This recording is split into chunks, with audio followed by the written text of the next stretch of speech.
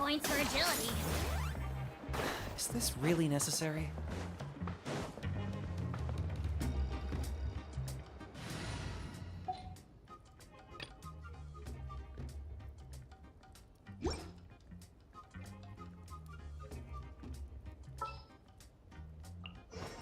This world is full of unsolved mysteries.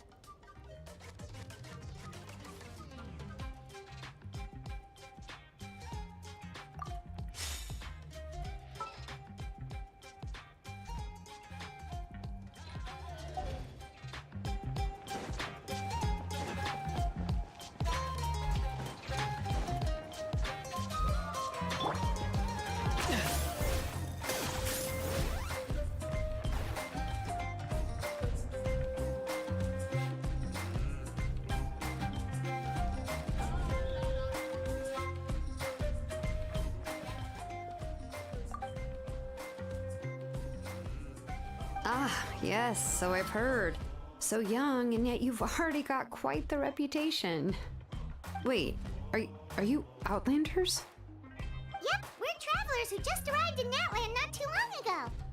No, I mean, I was aware that you're travelers. It's just no one told me that you're Outlanders. No, the only thing she said is that a new hero had pledged himself to the plan. But we'd need to forge an ancient name to ensure he'd be able to return safe and sound. And she did mention that it would be quite difficult to forge an ancient name for them, but at the time, I thought she was just commenting on my skills. But I seem to understand where the true difficulty lies now. Oh, I wouldn't go that far. I'm used to it, really. I just need a moment to process things. The Pyro Archon's requests are always difficult to fulfill, and we used to argue a lot. Honestly, it's probably for the better that she didn't bring this up at the time. Anyway, I can't argue with her if she isn't here, and it'd be pointless to take my anger out on someone else. But, just because I understand her rationale doesn't make me any less upset, after all. She must have known that forging an ancient name for an Outlander is an impossible task. It's impossible? As you probably know, an ancient name is a symbol of a hero's spirit and glory, which grows even richer and heavier as generations of successors inherit it. We forge ancient names by engraving the heroic deeds of an individual who will become the first hero of that particular name.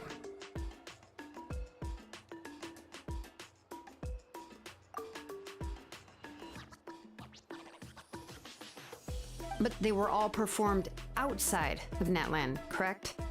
Yeah, that's right. Then those deeds haven't been recorded by the Night Kingdom. To take it one step further, even if you had performed heroic deeds in Natland, as an Outlander, your actions still wouldn't have been recorded by our lands. Only memories and experiences that have been acknowledged by the Wyab can be used as the basis for an ancient name. Even the greatest of craftsmen cannot create something out of thin air, you know. That's just how it is. Seems the Wyab don't want just anyone to get a name, huh?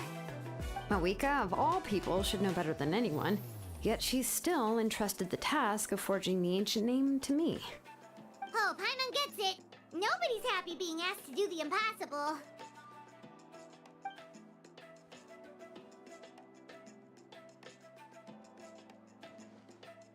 Ugh, don't remind me. Let's just focus on how we can pull this off. How to achieve the impossible. You mean you're already willing to accept the task? Well, what else can I do? What's happened is already done, and it's not like I can outright defy the order of my Archon. If she gave me this order, then she believes the ancient name is an indispensable part of her plan, and that I'll be able to find a way to make it happen.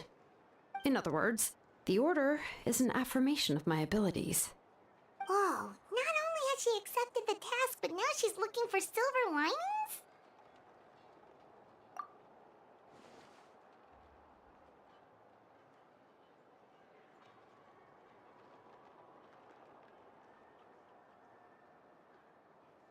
The key is getting the Wyab to somehow acknowledge the traveler's existence and record his heroic deeds. We heard the voice of Awaya when we were in the Night Kingdom before. We even had a whole conversation with her. If we can talk to her again, maybe we can figure something out together. Well, every tribe has their own Wayab. How do we know if the one you met is indeed the best one for us to talk to? Plus, considering the unprecedented nature of this situation, I have a feeling that the acknowledgement of one Wayab alone would probably not be enough. I don't know. That requires a level of knowledge that I do not possess.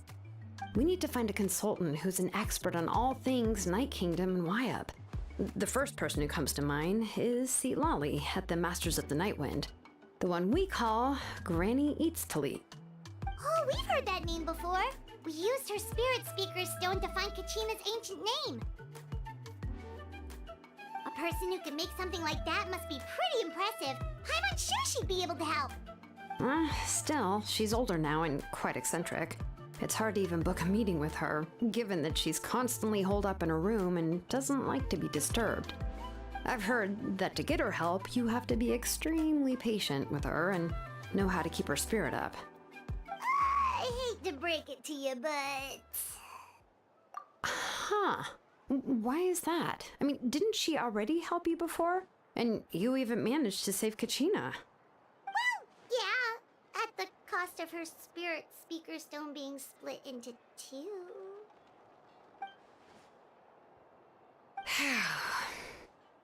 Great going, Moeka. We're already off to a rocky start here.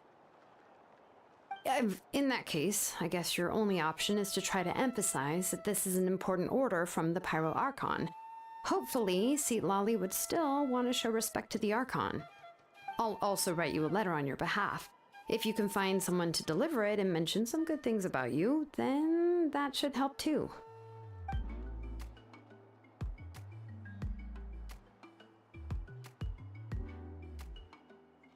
Paimon sure hopes a Hal won't interrupt when he's talking, though. All right, Kanich is a seasoned negotiator. I trust that he'll know the best things to say. Please just give me a moment to write the letter, and we can meet up near the Statue of the Seven later. Sounds good. We'll take a stroll in the meantime.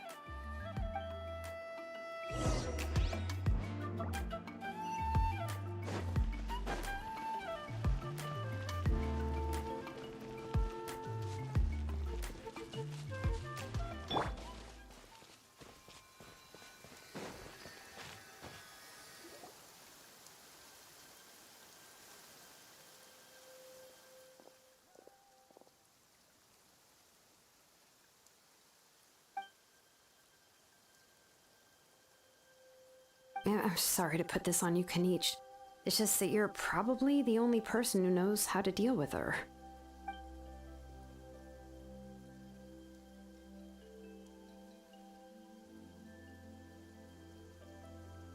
Oh, wait, so Kachina and the Traveler also know about the plan?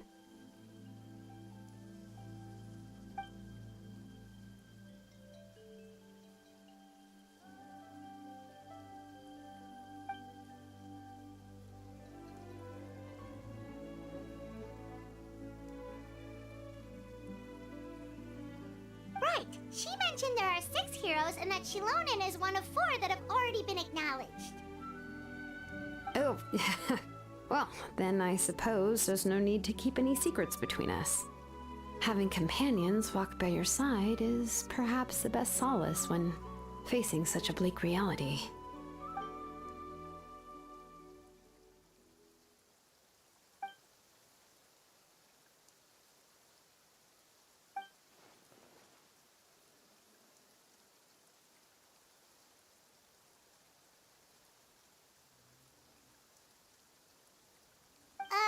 See, Lolly knows him too?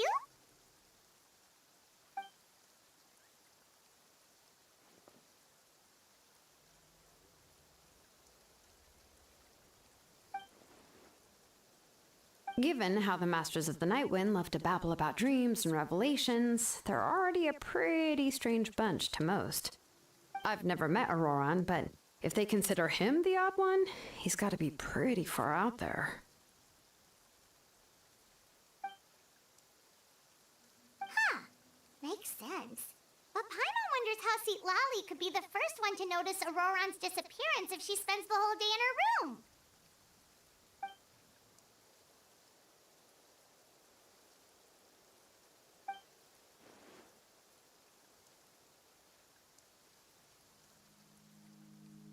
Huh, so if I'm following, you mean we'll help her investigate Roran and the captain's whereabouts?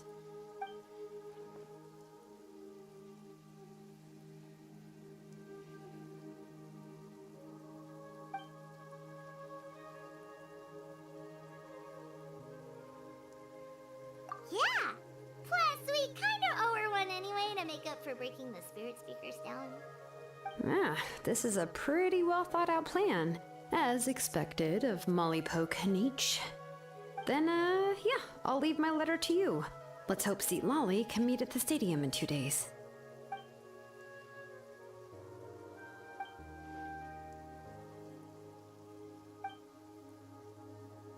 Okay, then let's part ways for now. I'll see you in a couple of days.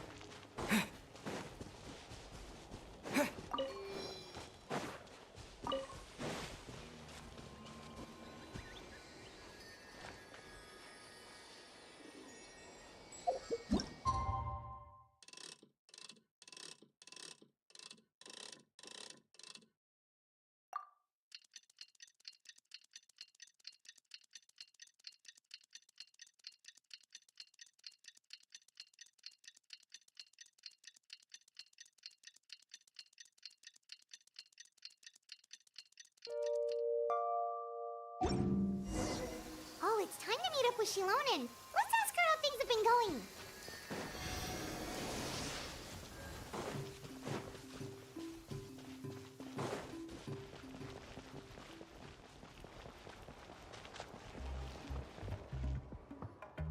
Hey, Shilonen, how's everything going? Oh, hi, Traveler and Paimon. I have bad news. Seat Lolly did not reply to our request, although I suppose I'm not too surprised. Huh? You mean she didn't even bother to give Kanicha a response? Guess she really does have quite the ego then. Yeah, well, she can be also quite eccentric, though she's one of the most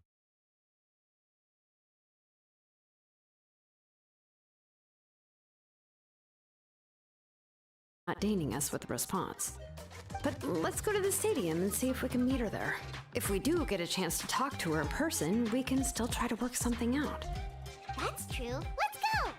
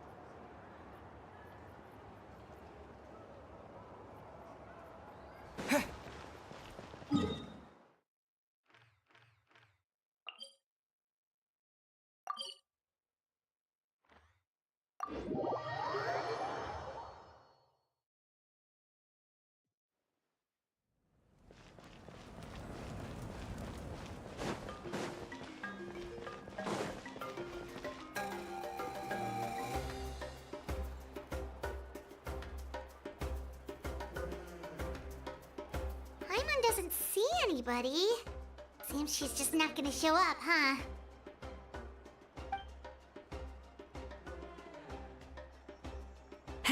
Well, we tried to be as considerate as we could, but she's under no obligation to help. That might be true, but this is still a request from the Pyro Archon, right? Shouldn't a subject always answer the call of their Archon? A subject? Well, if you ask me, I'd say we're all more like friends with the Archon. Yes, Mawika is our leader, but that doesn't mean there's any kind of tall barrier between us and her. The only thing is that she often has very high expectations of us. Huh. So even though she's super powerful, it sounds like she's actually pretty down to earth and easy to get along with. Unlike that old hag Granny Eatsley, right? Does she think she can ignore us just because she's famous? You all talk about her like she's some kind of huge deal, but she didn't even bother to reply to our letter! Seriously, if she didn't want to come, she could at least let us know. If that's what aging does to you, Paimon never wants to get old. Oh, really? So, that's how you see me? Huh? Who's there? Who's talking next to Paimon? Oh, don't mind me. I'm just a disgruntled old hag, right? Come on, relax. I'm sure my bark's worse than my bite. Huh? See, Lolly. Wait, you're Seat Lolly? You're Granny Eatsley? Yes, Granny Eatsley. But emphasis on Eatsley, not Granny. You must know this trope from light novels, surely. They use it all the time. The young man who's actually the oldest person in the room. The girl next door who turns out to be a seasoned veteran. The wise sage who looks like a little kid. Oh, wipe that look off your face! You've seriously never seen an older lady that doesn't look her age? Okay, well, don't go thinking it's a trick either. See? I'm barely wearing any makeup. Did I forget to mention, she's called Granny, but she's actually pretty young.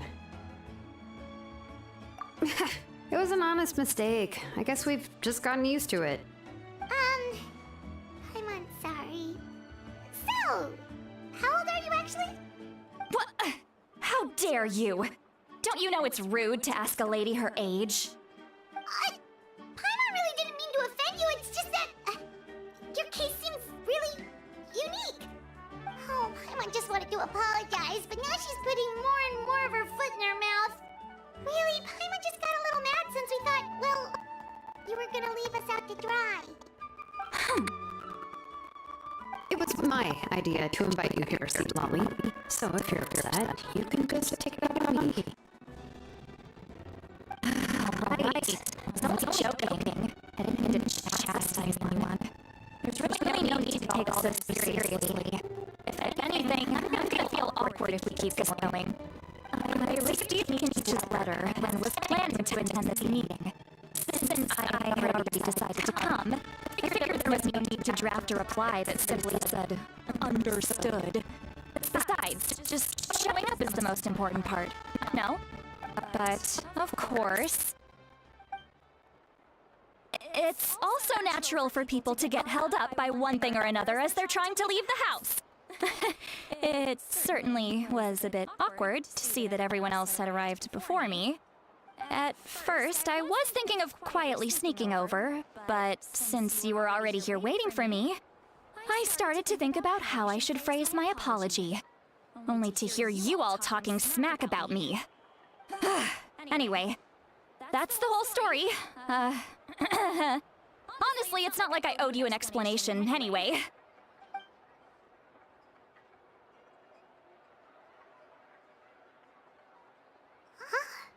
What's with that expression?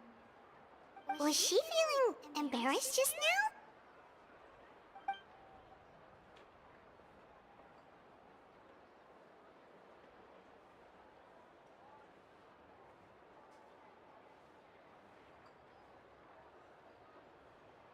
When the Masters of the Night Wind said they struggled dealing with her, I wonder if the feeling is mutual.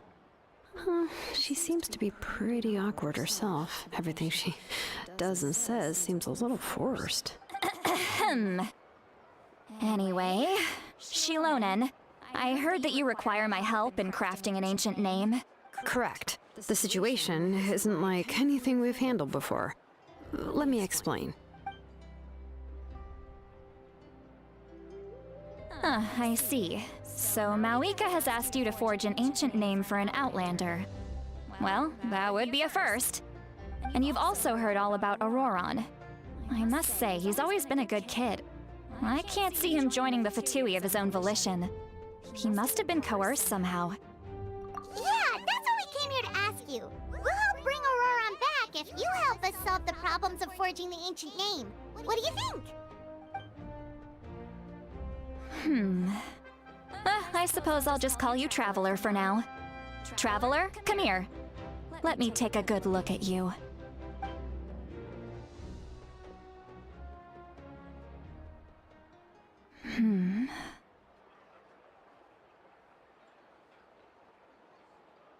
Wealth leads to unending conflicts between people. Yet you alone transcend the value of gold. Baleful thunder and wrathful waves bring terror to mortal hearts. Yet again and again, you've braved them to find new worlds. A weary yet free soul, even the most verdant leaf in the forest, will pray for your happiness and safe passage. Those are all the things that I could see in you. You've experienced far more than even most mortals could dream of. You possess the heart of a sincere hero, along with the conviction to lift a torch above your head and walk headlong into the night. Huh? Don't move. There's something here. Huh? What thing? Don't scare Paimon. Is the Traveler gonna be okay? Shoo! That should do it. You've just returned from the Night Kingdom, so some fragments of souls were still stuck to your body. No need to worry. I've just cleared out the last of them. Isn't that kinda like having part of a ghost come back with you? It's nothing as serious as that. If left unattended, the most it could do is stir up some chaos in your mind, and generally worsen your mood. Well, in that case, better to get rid of them. It was nothing. Shilonen, let's follow your proposal. Once you've brought Auroron back, I'll take you to see the Lord of the Night. The Lord of the Night? But don't we need to talk to the Wyab of the tribes? Something this important is beyond their jurisdiction. Only the Lord of the Night can decide whether we can grant an ancient name to one who does not hail from our lands.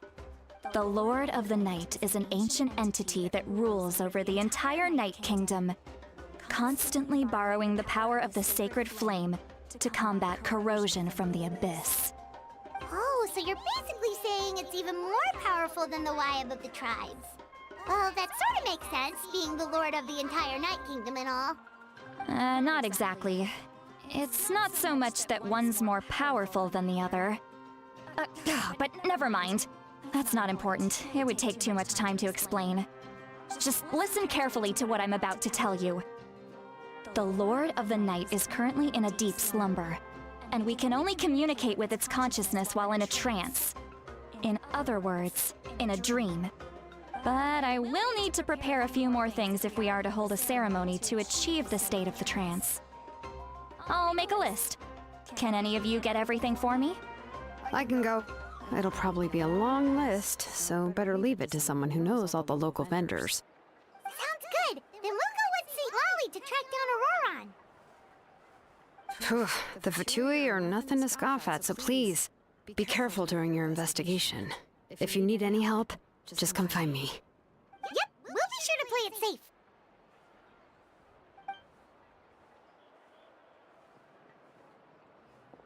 All right, now it's time for us to catch that brat and bring him back.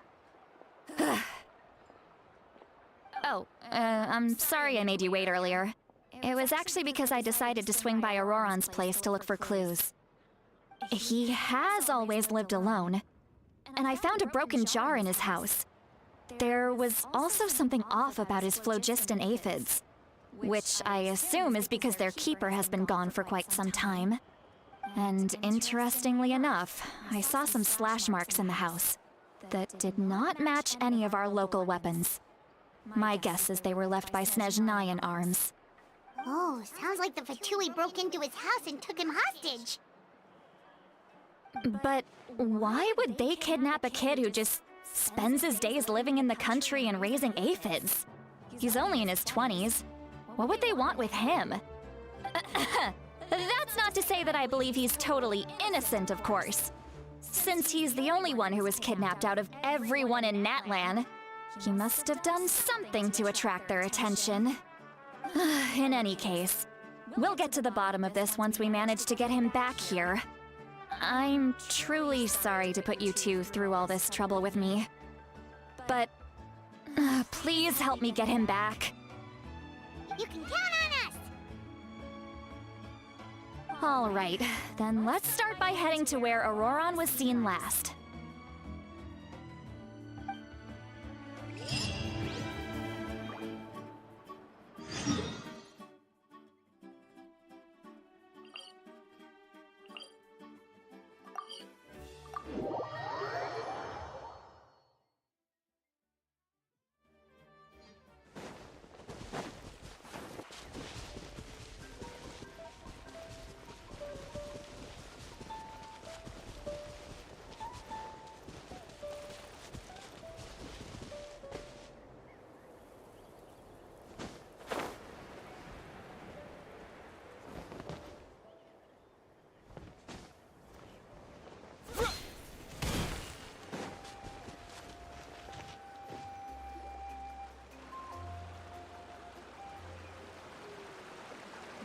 This is the spot.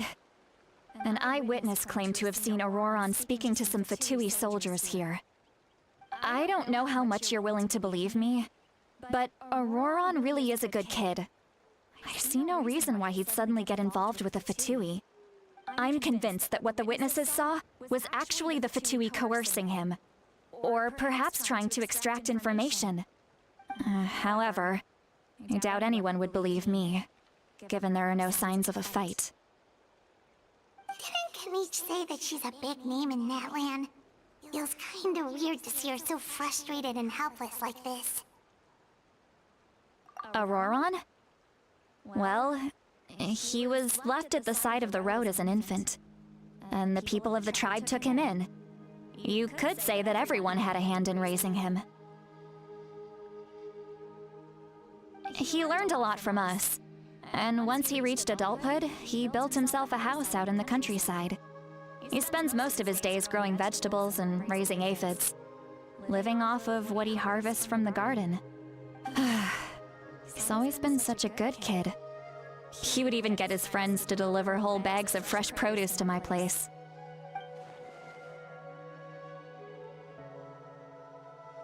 Oh well, let's keep looking. He can answer all of our questions once we find him. He's been raising phlogiston aphids for a long time, and since they were disturbed, they secreted a special type of phlogiston. We can use that substance to track his movements. Let's follow the phlogiston trail. Huh? What trail? Paimon doesn't see anything. Oh, right. I forgot your eyes don't naturally perceive such things. Here, give me your hand.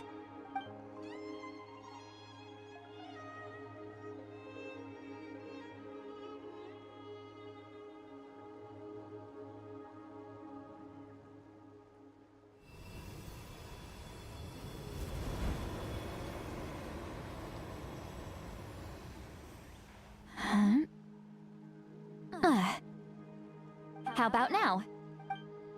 What do you see?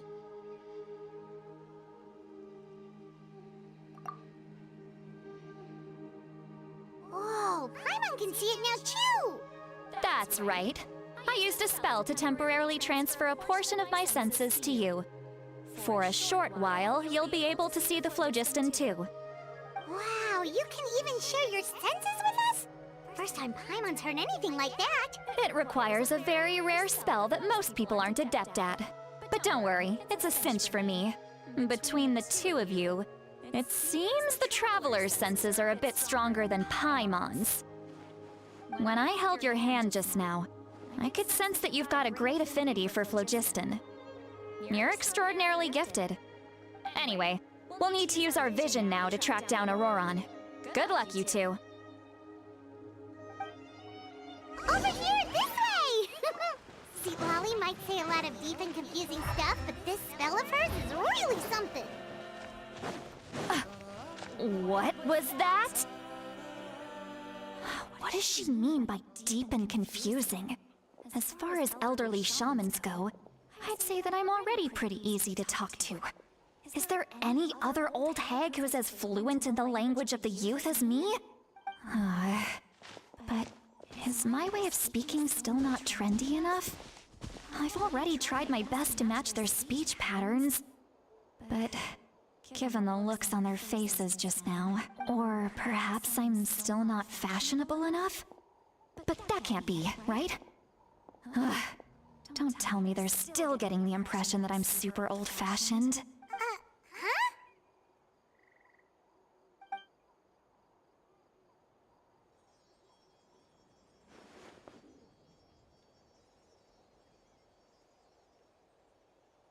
Was that St. Lolly's voice?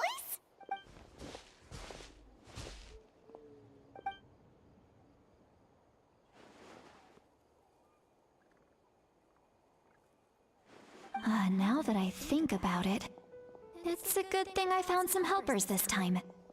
Some things are best done with the help of friends.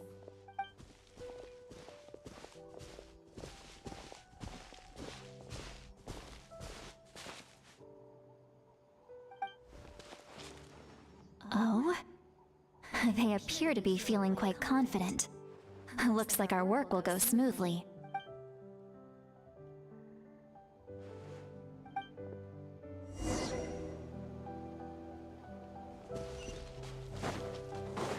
Hey, looks like there's a new camp over there.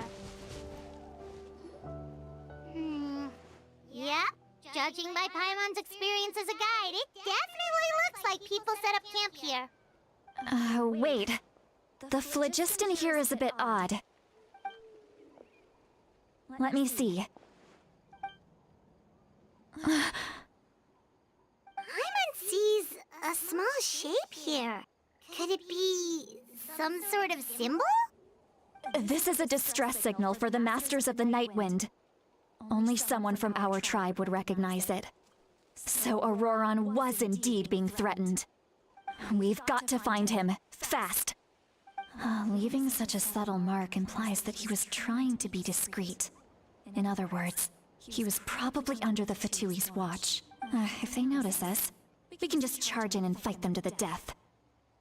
But what if my darling grandson is also there? I can't have him caught in the crossfire. No, I've got to be careful. Otherwise he'd get hit as well. How annoying. No, I've got to stay calm and keep my composure.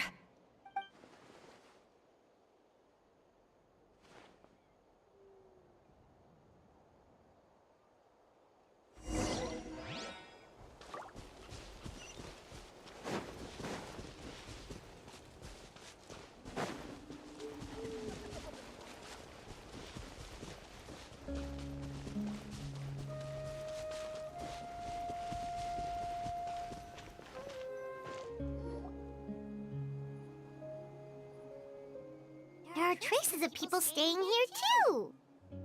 Wait a second. The phlogiston around here is jumbled up. I can also smell a mix of elements in the air. Pyro, electro, and some other elements as well. Kanich told us that you were super amazing. No wonder you can sense so many more things than us.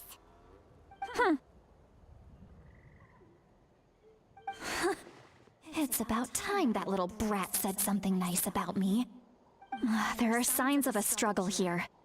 Judging from what's left on the scene, there must have been a fight. But after that, the factions seem to have gone their separate ways. Both the phlogiston and the elemental traces in the air support that. Do you still remember the little mark we found before? Paimon's thinking, what if Auroron wanted to leave another distress signal, but was caught by the Fatui?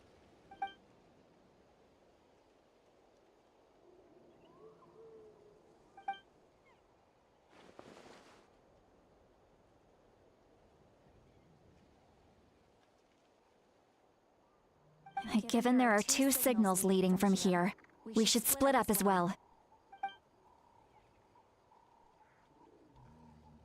I'll take this direction, and leave the other one to you.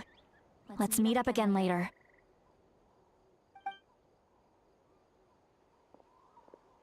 Auroron, what the heck were you doing? It's one thing to trouble me, but now I had to bring other people into this as well. You little brat. And off she goes! Traveler, did you hear all of that as well? Once Lolly left, that voice went away as well. Paimon even tried calling her name inside Paimon's head, but there was no response. So you were thinking the same thing! Paimon also thought that if we could hear what she was thinking, then she could probably also hear what we were thinking in our heads. She did say that she was quite adept at this spell, and it doesn't sound like she's had any trouble with it in the past. Huh, maybe we're a special case and can hear her thoughts as a side effect. If you think about it, she's really got a lively inner world. It paints quite a different picture from Paimon's first impression of her.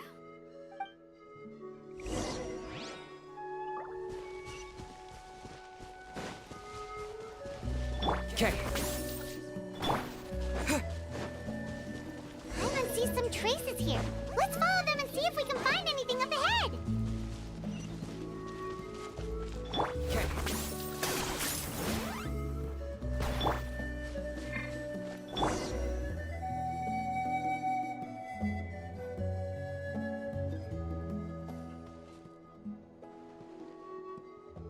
Did you find something? Huh. So we can't tell where Auroron might have gone from here. That's weird. The phlogiston trail suddenly stops. We can't make anything of these footprints either. But he can't have just evaporated into thin air, right? We know he wasn't alone. He had all those Fatui with him.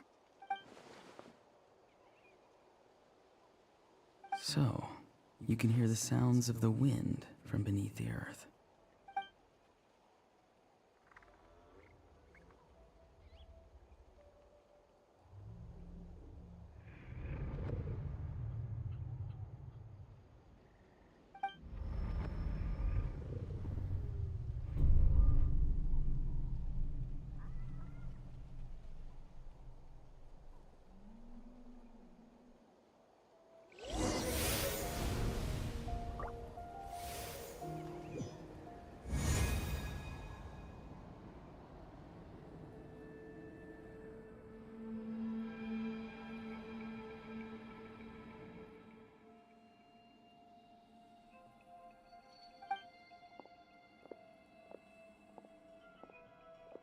I'm very sorry, but please do not move.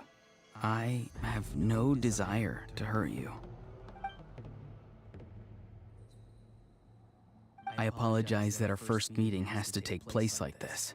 It's just that you're much like one of those animals with ears that perk up as soon as it senses danger in their environment. And given your combat proficiency, I would not have been able to gain an advantage over you if you were anywhere else in the world. However, you're now in the Night Kingdom, a familiar domain to the Masters of the Night Wind. Hello, traveler. I'm Auroron, the one you've been searching for.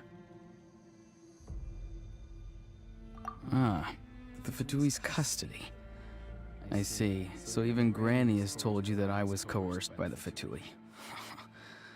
I'm afraid you've been brought here by a lie, like a false omen in the lingering smoke. My friend and I only left those traces to lure you here. Deceiving you was never our true intent, however.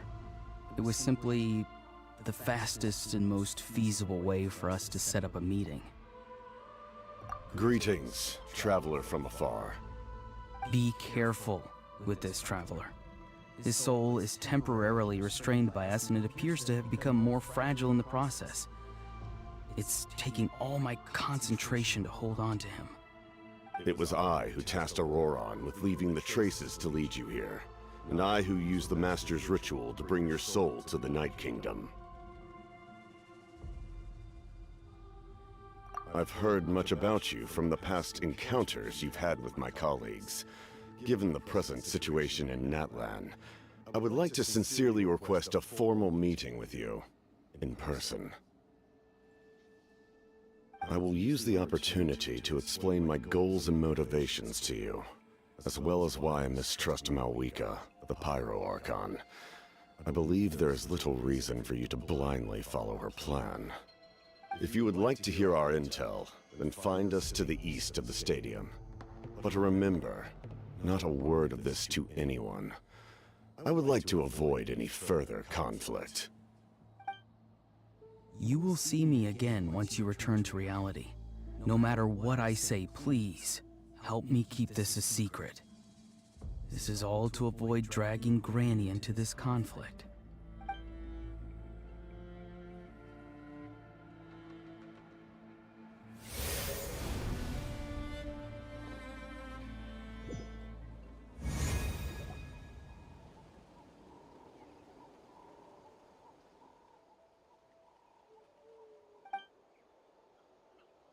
Hey, what happened just now? You suddenly collapsed and stopped responding.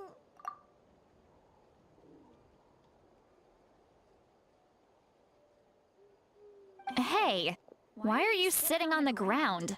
Are you okay? See, Lolly! He froze for a moment and then just collapsed to the ground!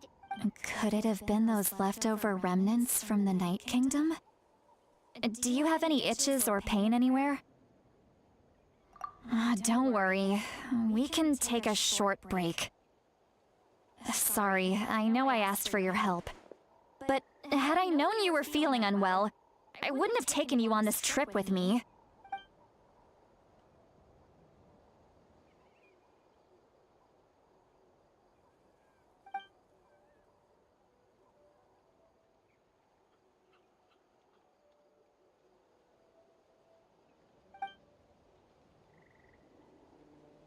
If you're feeling sick, you should just say so.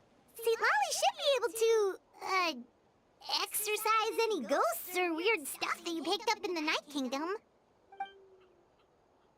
A seasoned traveler must know the importance of not pushing yourself beyond your limit.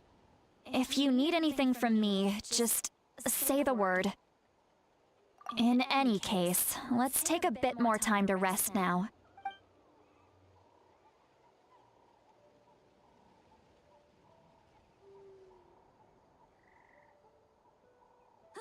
Need to be more careful next time.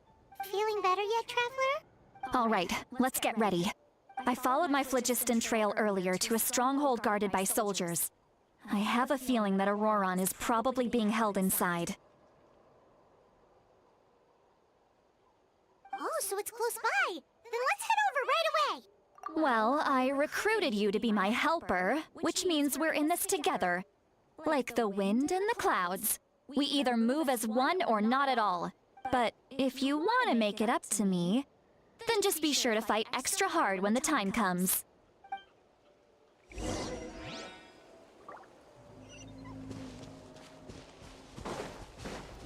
Okay. 10 points for agility.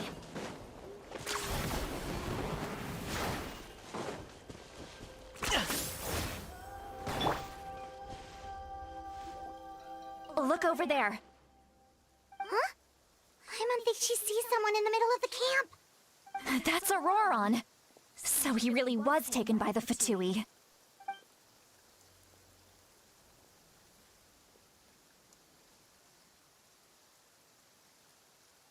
All right, we'll take the lead.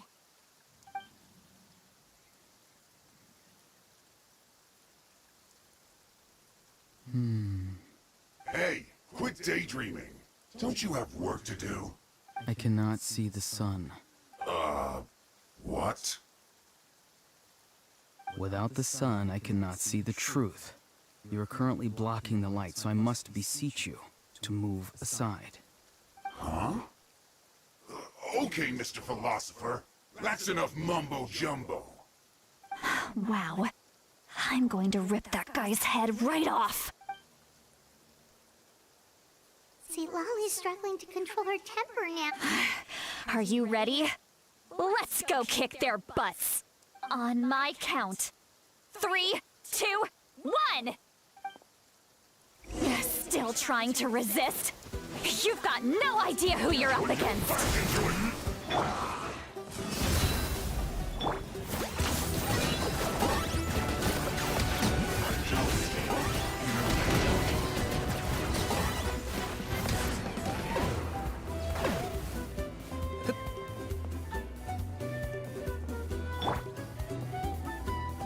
So soon. Prepare yourself. Buckle up! Leaving so soon.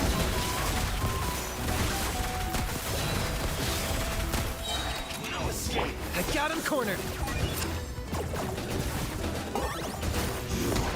Can't run from death. Scatter! That's it. Come on! You can't run. Well, neither can I. Roasted fry. Locked on.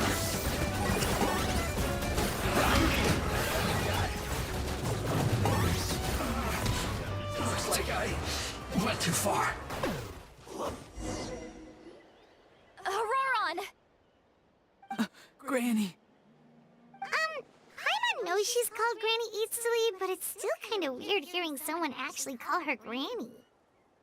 And greetings to you too. Gramps? What did you just call him? Gramps? Is that not right? You're Granny's friend, are you not? You seem to be approximately the same age as her, so I figured you've got to be Gramps. How many times have I told you? It doesn't work like that. There are a lot of people who look about the same age as me. You can't go around calling everyone Gramps or Granny. Oh, wait. He's not a child, is he? Don't tell Paimon he's one of those people who look like an adult but are actually only 8 or 9 years old.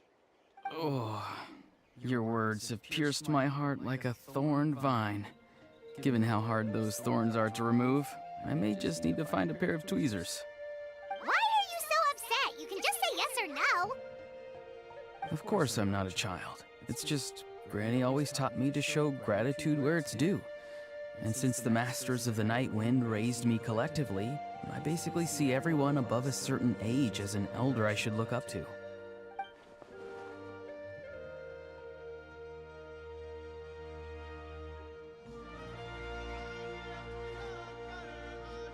Exactly. But if you keep that up, then everyone's going to be your senior. And do you think saying all of this is gonna save you from a scolding, Auroron? Haven't I told you 100 times since you were a kid? Heed the 3 warnings. Be wary of beasts prowling around, scammers looking for their next victim, and strange people who appear out of nowhere. Oh, so you do remember, and you just chose to ignore them. I always knew that living on your own was going to get you into trouble sooner or later. But getting kidnapped? That really takes the cake. You won't always be able to rely on other people coming to your rescue, you know. You're just lucky we got here when we did. Or we might be launching another search and rescue operation to find out where they put your severed head. I'm sorry, Granny. I'll be more careful next time. Next time? Oh, good one. You think there'll be a next time after this? Not a chance. They didn't hurt you, did they? No, they just asked me a lot of questions about Natlan's terrain and made me draw a map of the ley line distribution. Okay, now answer me honestly. Were you the one who helped the captain escape after his battle with the Pyro Archon? Yes. So why did you do it? Because they said they would need my help from there on out. They also said that if I refused, they'd just come to you, Granny, and they'd already figured out a way to make you do their bidding. Hey! I'm no ordinary granny. Would they really dare to come after me? And you! Did the gods give you a brain just for you to not use it? Did you really believe everything they said at face value? And not stop to think? Thankfully, the Pyro Archon only asked that we find the mysterious individual from the Masters of the Night Wind, and didn't slap your name on a wanted poster. Don't think for a second that she doesn't know what's happening. Even if the truth that you see will soon manifest into reality, there is still no need to preemptively panic. Have you forgotten the words that I've taught you? I'm sorry. Forget it. We can submit the details of this camp and the defeated Fatui as evidence of your innocence. Let's clean this place up and get back to the city. Auroron, you better remember this lesson well and seriously reflect on your actions. Also, once we return to the city, come to the speaker's chamber with me. I'll need you to explain everything. Sounds good. Should I bring some of my homegrown vegetables as well? Your vegetables? Yes. I grow a lot of fresh produce in my garden. I hope the Pyro Archon won't be too picky about the selection. Now's not the time to be thinking about that. If you do come face to face with the Pyro Archon, the first thing you should do is... Recite the 3 warnings. Huh? No! You should emphasize that you were not in cahoots with the Fatui! How exactly did the Masters raise this guy? Oh, right.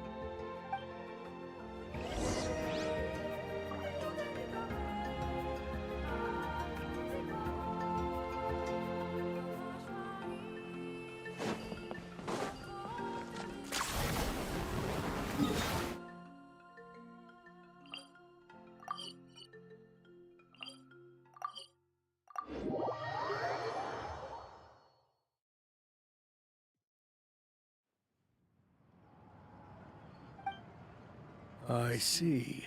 So Auroron came to the captain's rescue because he promised to help him in exchange for Lali's safety. That's right. I'm sorry.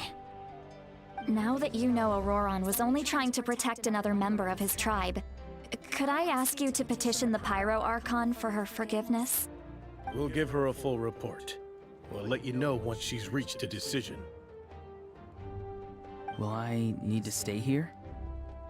Technically, yes. But if Miss Lali is willing to serve as your guarantor, then we can release you from custody. Sure. I'd be happy to do that. I don't have any more time to waste here. I still have other things to do. Understood. Thank you very much. Mr. Auroron, please report back to the Speaker's chamber as soon as you've received notice of the Archon's decision. I understand. Thank you. And thank you too, Granny. Well, at least you won't need to hide your face anymore. Traveler, Paimon, thank you very much for your help. And don't worry, I haven't forgotten about my side of the deal. Once Auroron is settled, I'll go talk to Shilonen and get started on forging an ancient name for you. Oh, thank you. You scratch my back, I scratch yours. It's as good as done. You can just go twiddle your thumbs or something while you wait for the good news. Bye for now. Come with me, Auroron. We've got to find you a place to stay for the night. Goodbye, Gramps.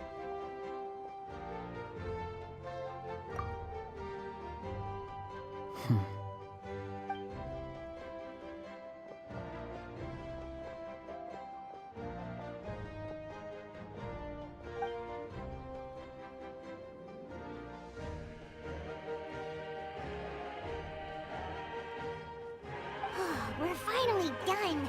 All right, it's time to find some grub. Huh? What is it, Traveler?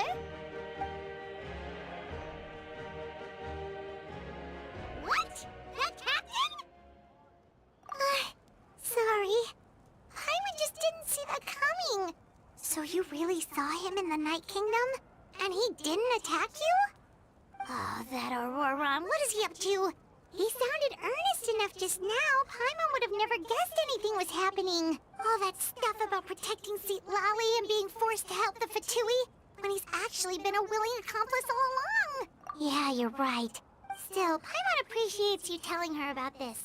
Paimon will support your choice no matter what, so if you want to go, we can go together. We still have another whole day before the meeting, so we'll just meet with them when the time comes.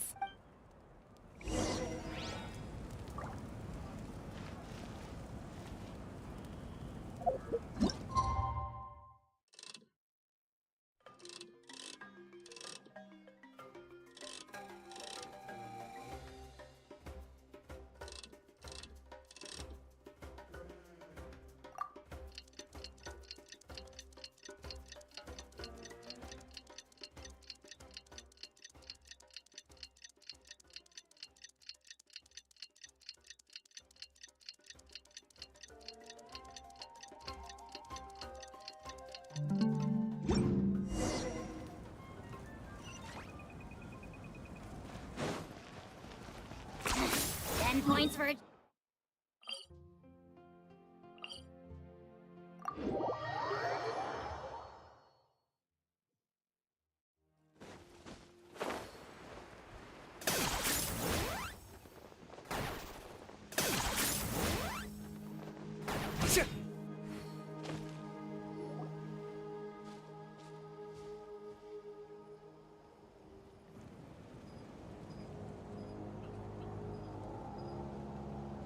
Weird. Paimon doesn't see anyone.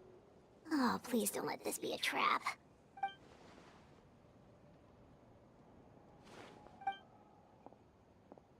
What was that? Good evening. Nice to see you again. It's you. You shouldn't pop up from behind people like that. What are you, a ghost? I'm terribly sorry. It's just a force of habit. And what's with you apologizing all the time? You sound so polite and honest, but you're actually doing shady stuff behind people's backs. You're right. Granny tells me that too. Huh. Come to think of it, you remind me of her. Sometimes you two sound really similar, you know. Oh, so you're gonna call Paimon Granny too now? Well, I could.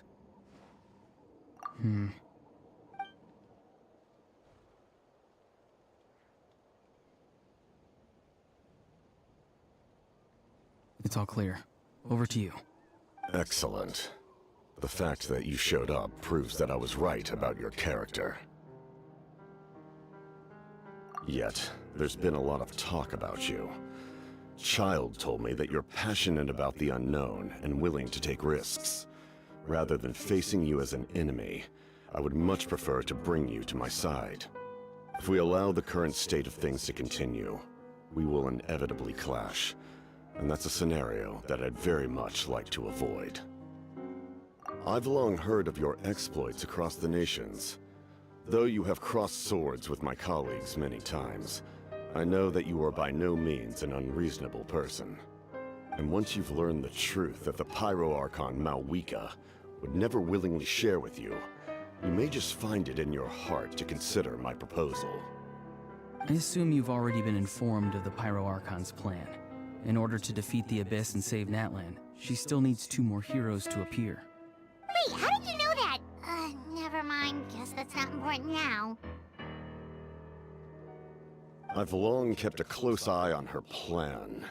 To be frank, it's an exceedingly risky plan. Will the heroes really appear? And even if they come to her, will their power be enough to drive the Abyss back? If any part of the plan goes awry, all of Natlan, even all of Teyvat, will pay for her mistakes. Now, you may have been led to believe that this is the only plan available to her. But what if I told you she's had another emergency plan all along, the details of which she has chosen to keep hidden from you? An emergency plan? Yes. A way to keep Natlan intact, even if her original plan fails. But given the painful cost of its execution, she has chosen to keep it as a mere backup plan.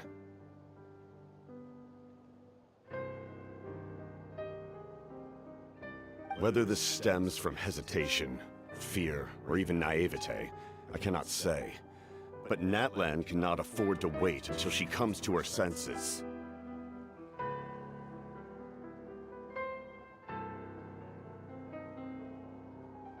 My fear is that given the enormity of the decision, she will be reluctant to confront the dire reality we face until it is too late.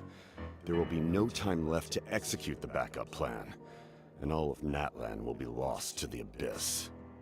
We have to make the decision for her, here and now. Yeah, do you have any evidence for all this? Just telling us a bunch of scary stuff isn't enough, you know. Besides, wasn't it you who tried to seize the Gnosis for the Tsaritsa's plan?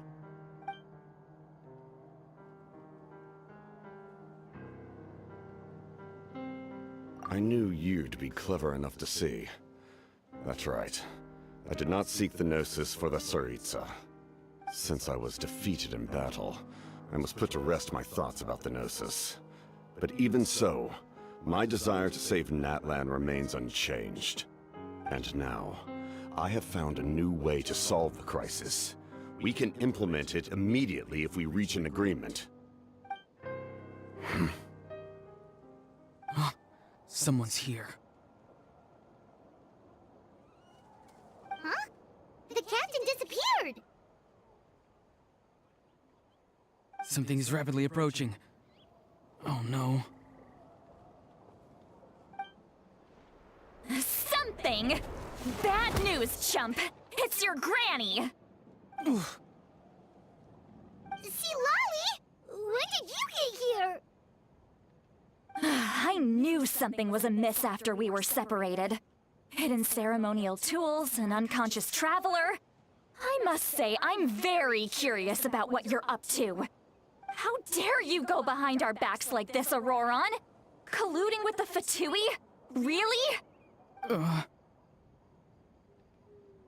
Oh, here we go again. Cat got your tongue, huh? You really think you can avoid a scolding just by staying quiet? I'm not trying to avoid anything. Oh, and now you're talking back. Well, go on then. Explain yourself. What the heck are you up to? I'm sorry, Granny. I feel so guilty. You! That's it! Where are my tools? I swear if I don't teach you a lesson right here and now, I'll... Wait, see, Lolly! Please, calm down. We, still learned a lot of info, didn't we? Like the fact that the captain isn't trying to seize the Gnosis anymore. So, maybe just save the scolding for later, okay? Listen well, Auroron. You're only getting out of this now because of the Traveler's plea. This isn't over. You hear me? You're right, Traveler. Let's go. We can discuss this more back in the city.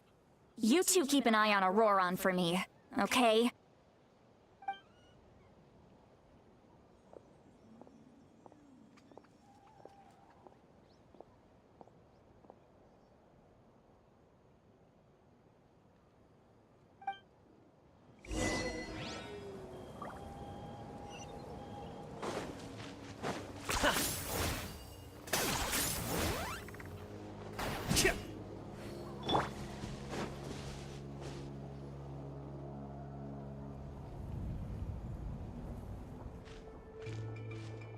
In all my years, I've never had a child cause me so much grief.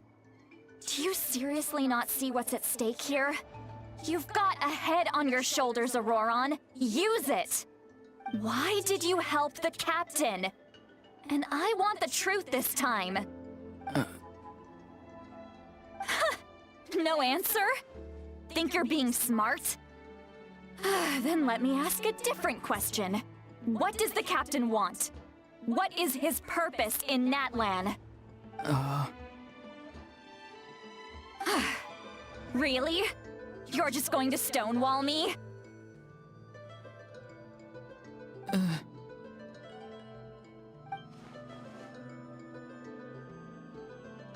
Just use your brain for a second. What do you possibly stand to gain by helping the captain? Only endless trouble awaits you and everyone in the tribe. You've always been a good kid. Why would you throw that all away now? If you're worried about something, just talk to me. Granny would much rather we had a conversation instead of constantly clashing like this. Why is he staring at us all of a sudden? I'm sorry that you have to hear all this. You're very kind. Most people would have fled by now. Not everyone can handle Granny's scolding. Oh? You dare gossip between yourselves instead of listening to me? You... Sorry, Granny. Sorry, Granny. Sorry, Granny. You know what? Fine. I'm perfectly aware that everything I say goes in one ear and out the other. You're all grown up now, so why would you listen to an old hag like me? You say all the right things, but then you go and completely ignore me. Well, if that's how you're going to treat me, you can stop sending Aoife over to my place to deliver your stupid vegetables! I don't need anything from you! Who's Aoife? A delivery person? That's irrelevant.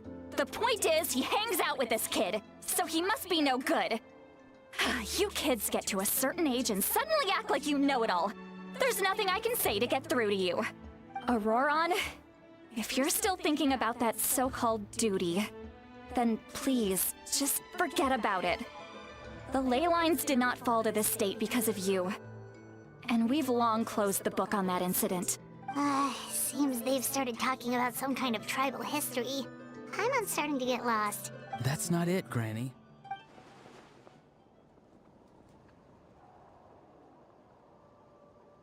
I know you tend to get down on yourself when you're upset, but I can tell I really hurt you this time. All I can say is I'm sorry. His voice. Auroron! Where have you gone? It sounds like he's somewhere super far away, but isn't he right here in front of us? I'm really sorry. It's up to all of us to do everything we can to save Natlan. So I've got to go. Get back here this instant! Auroron! What is this? Powder from plant spores?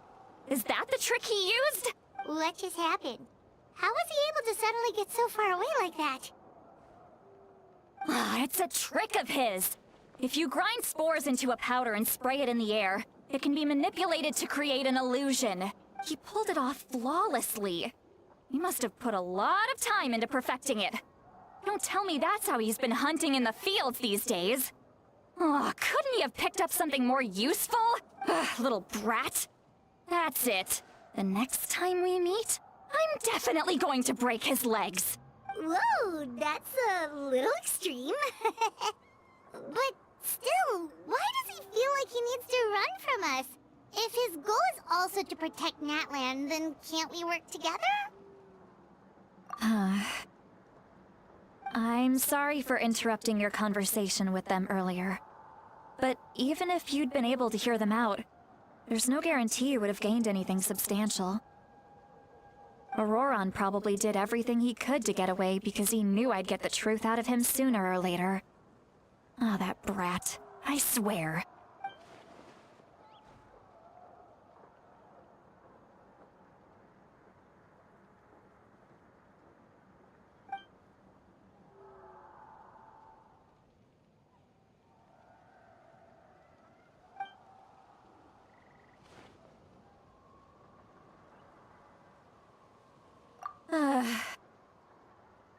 We've got quite a long walk back to the city. Let's take our time. It'll give me a moment to figure out how to explain all this.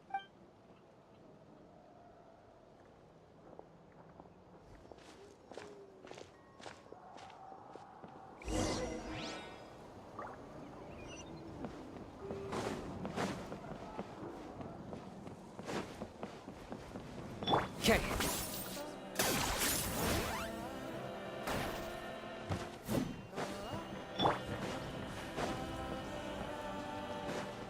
Okay. Yeah.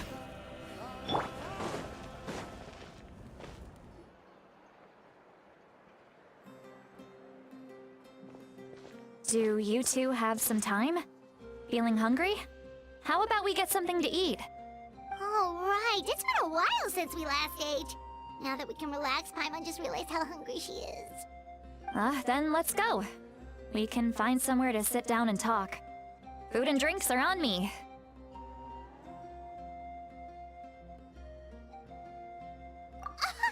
How did this become Paimon's bill? Sweet Lolly looks quite down on herself. All right. It's on Paimon this time. What's one meal to the best guide into that? So you can just sit back and enjoy, Sweet Lolly. Paimon will take care of it. Hey, come on now. You won't even let me take you out for some food and drinks? I just wanted to treat you to a meal. Are you sure? We can save you some Mora. Mora is the least of my concerns. Besides, we're definitely due a meal after all the time we've spent together. Let me get this one. I might be an old hag, but I like to think I'm not completely useless. Sure, that's fine with us. But Paimon doesn't want you to be sad, Sweet Lolly. Don't worry. I'm sure a juicy grilled steak will work wonders.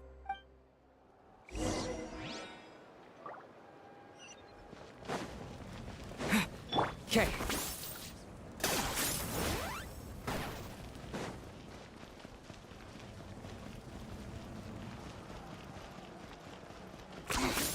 Points for agility.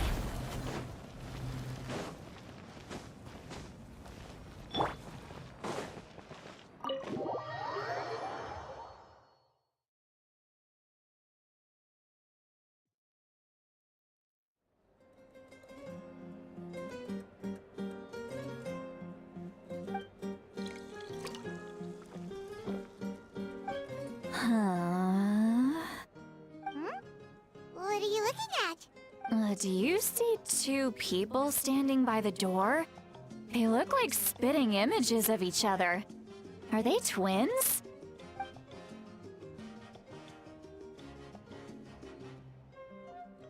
But Paimon only sees one person there.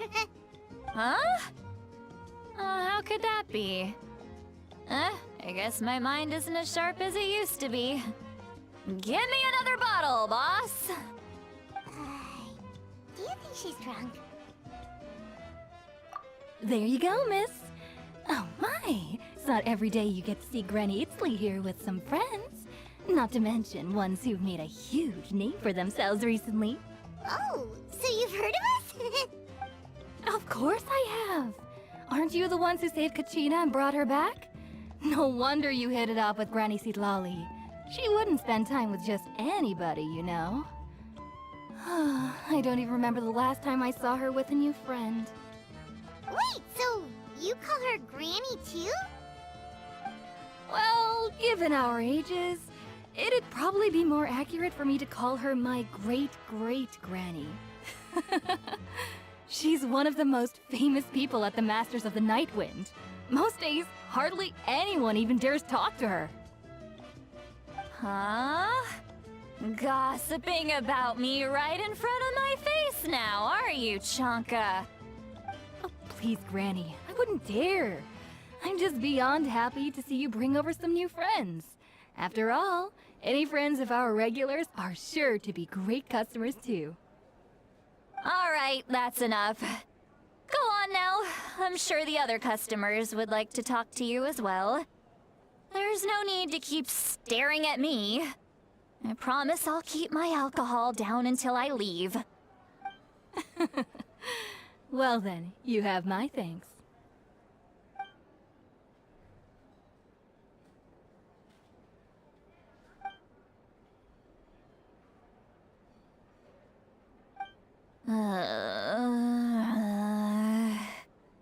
Seatlawi? Seatlawi? Who's that? You got some gall calling me by my first name. Let me guess. You want to test your skills against Granny Eatsley, don't ya? Are you still with us, Seatlawi? You're kinda talking to no one. You chumps come around here, picking fights with me? Well, you know what happens next. You lose, and then run off home to tell everyone about how I'm this big scary bully. It's always the same story. You brats start it, I finish it, and then I end up with the reputation of being some kind of terrible monster among the shamans. I mean, come on. Monster? Me? Really? What did I do to deserve that? Granny Seat Lolly, you're not a monster at all. Exactly! And while we're at it, I'm not some lazy slacker either. Between meditation, advising the chief, and speaking with the Wyab, I actually have a pretty packed schedule, you know. Oh yeah. And I have to mentor all the new kids. Hey, new kid. Yeah, you. Don't play dumb. Didn't I teach you how to find phlogiston? You see? I know my stuff. I'm a good teacher. You tell him. That's more like it. About dang time someone showed me a little respect. Yeah, Granny's a hard worker, all right. You can always rely on old Granny.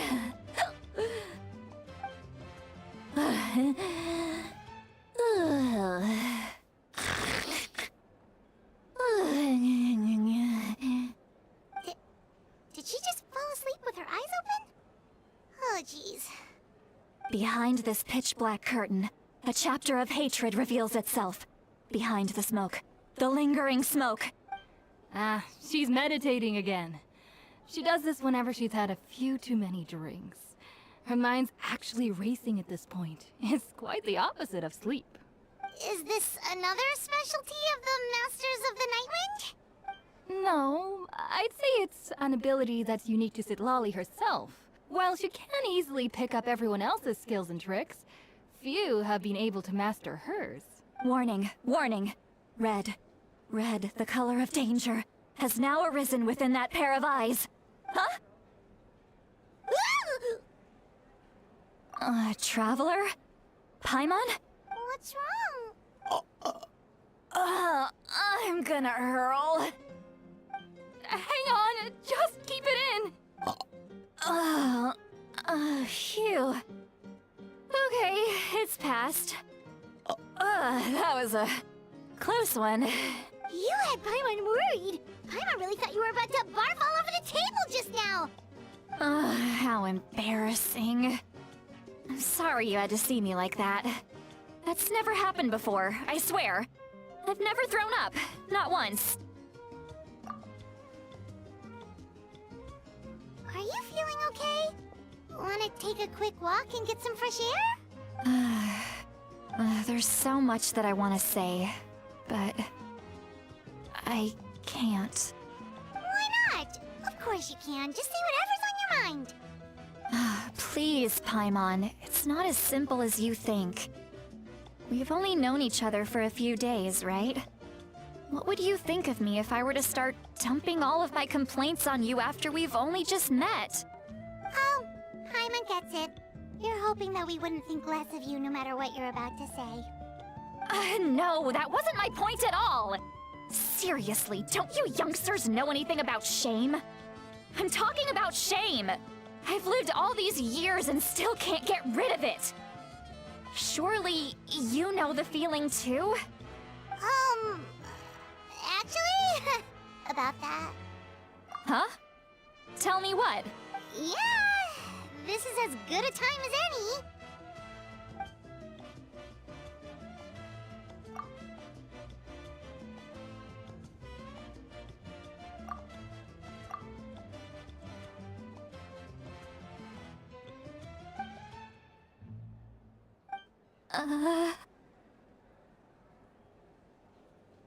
So, you heard my... It's okay, Sweet Lolly. You had every right to complain about those things. I can't take it anymore! Why do these things happen to me? Hearing me mumble under my breath is one thing, but hearing what I mumble in my own head? That's too much! It's just like when you're rolling on the floor in your pajamas, but you forget to lock the door, and someone bursts in to deliver cabbages and sees the whole thing! So that, happens to you a lot. It happens to people in general, okay? Doesn't matter if you're 200 years old or 1,000 years old.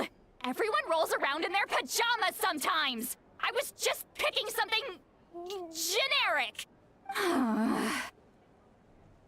Take a walk with me. I have things to share with you. Looks like she's completely given up. Like those criminals who just confess everything and accept their fate.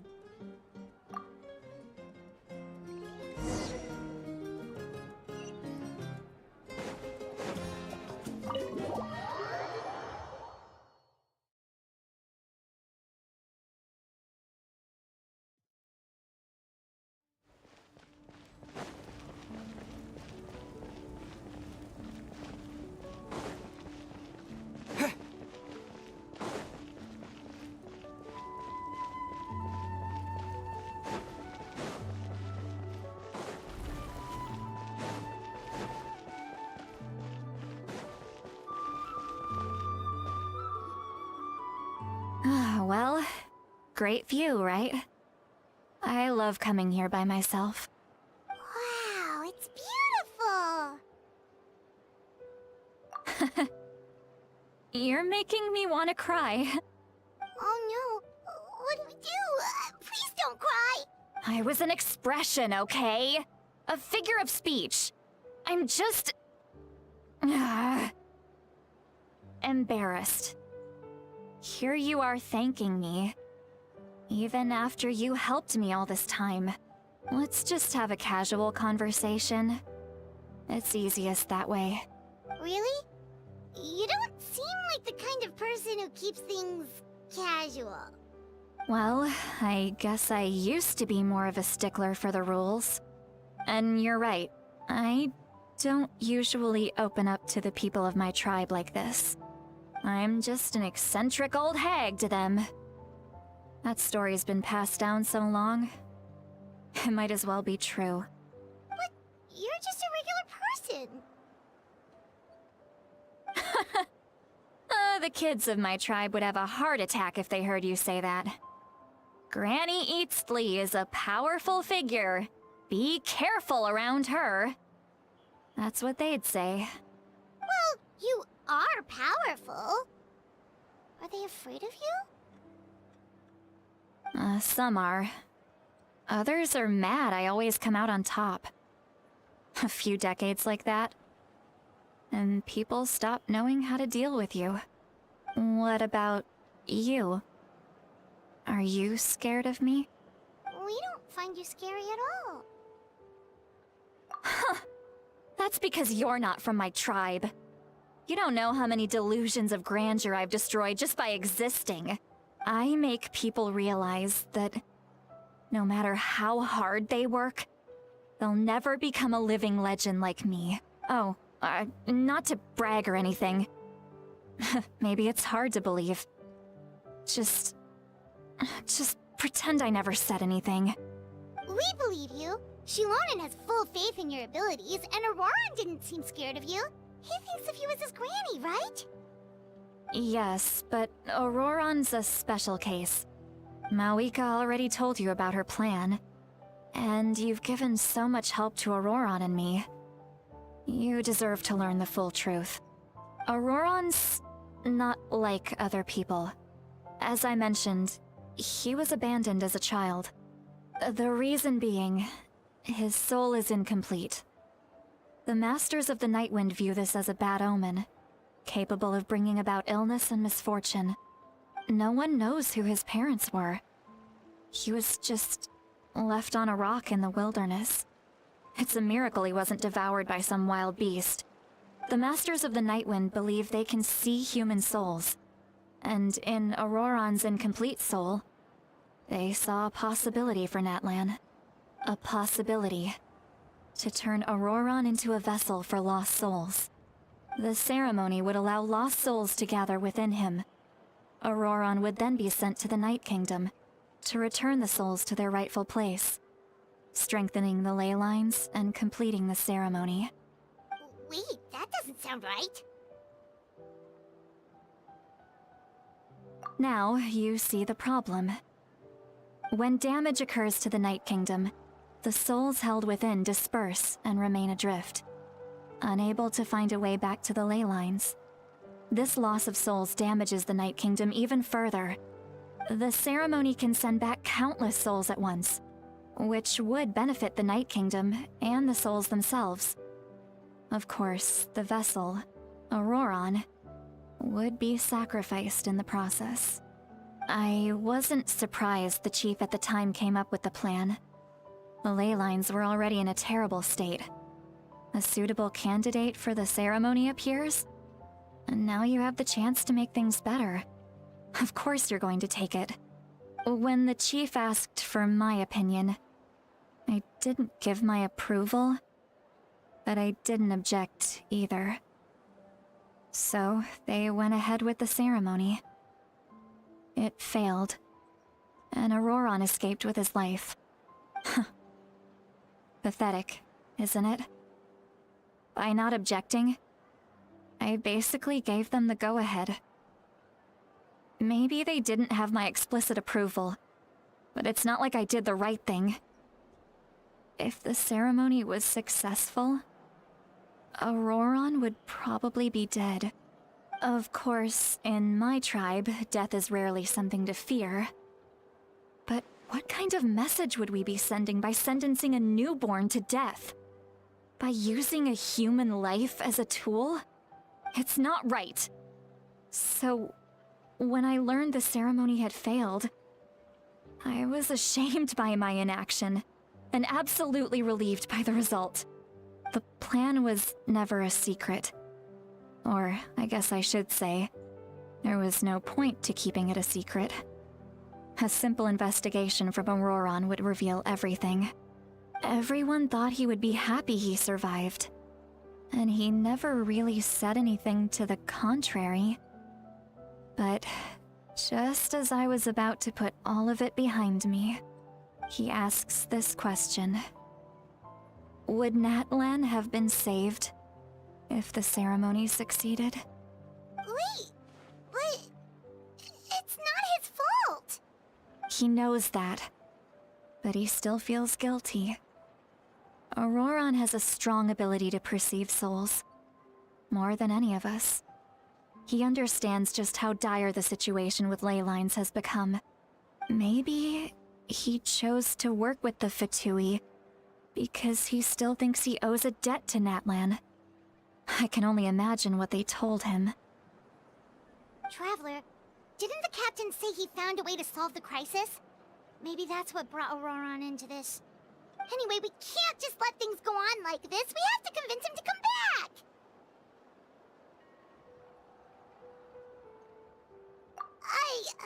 You don't look so good, Sweet Lolly. Maybe you should head back and get some sleep. Probably drank too much. It's okay. The fresh air is doing me good. Okay. Forget that. I need to go home. I hit it a little too hard.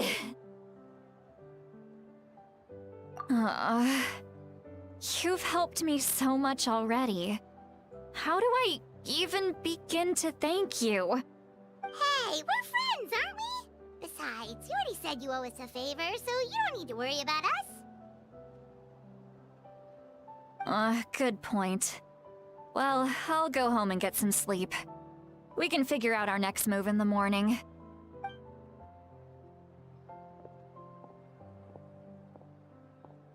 Friends. I like the sound of that. Auroron's probably back with the captain, don't you think? You mean about the backup plan? Do you really believe what the captain told us? Yeah, you're right. We should just go to her directly. But she's probably asleep. We can find her first thing in the morning. For now, let's... go to bed.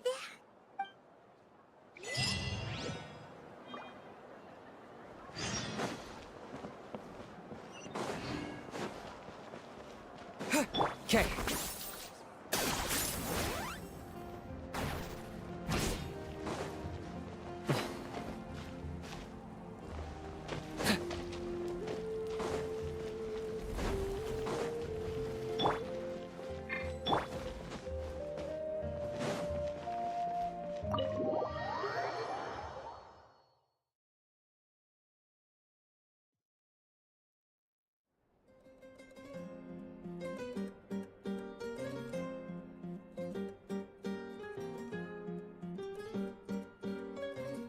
Why is it so noisy outside? Paimon still half asleep. Well, guess we should see what's going on.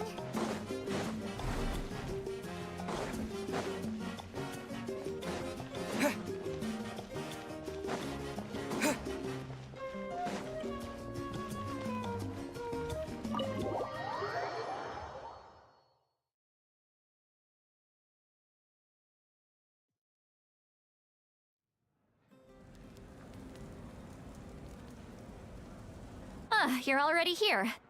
I was just about to come get you. Wow, you're up early.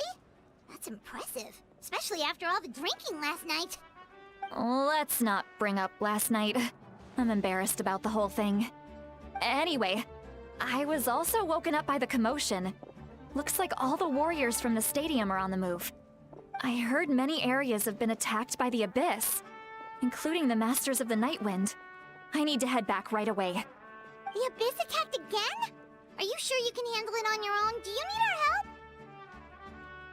I'll be fine. We also have the support of the warriors stationed at the various outposts. Given the quick response, things shouldn't get too serious. The stadium could always use more manpower, so you should join the forces here. I'm done making excuses for him. He's not a child anymore. He needs to take responsibility for his actions. I was the one who vouched for him, so I need to report back to the Speaker's Chamber. I'll accept however they choose to handle the situation, but I should be able to convince them to let me go back to my tribe first to deal with the attack. As for the ancient name, once we handle this crisis, I'll talk to Shilonen right away. Don't worry, I never forget a promise to a friend. Thank you. All right, I need to start heading back. She left in a hurry. The situation must be really serious. Oh, looks like a lot of people are heading to the stadium. Let's see what's going on.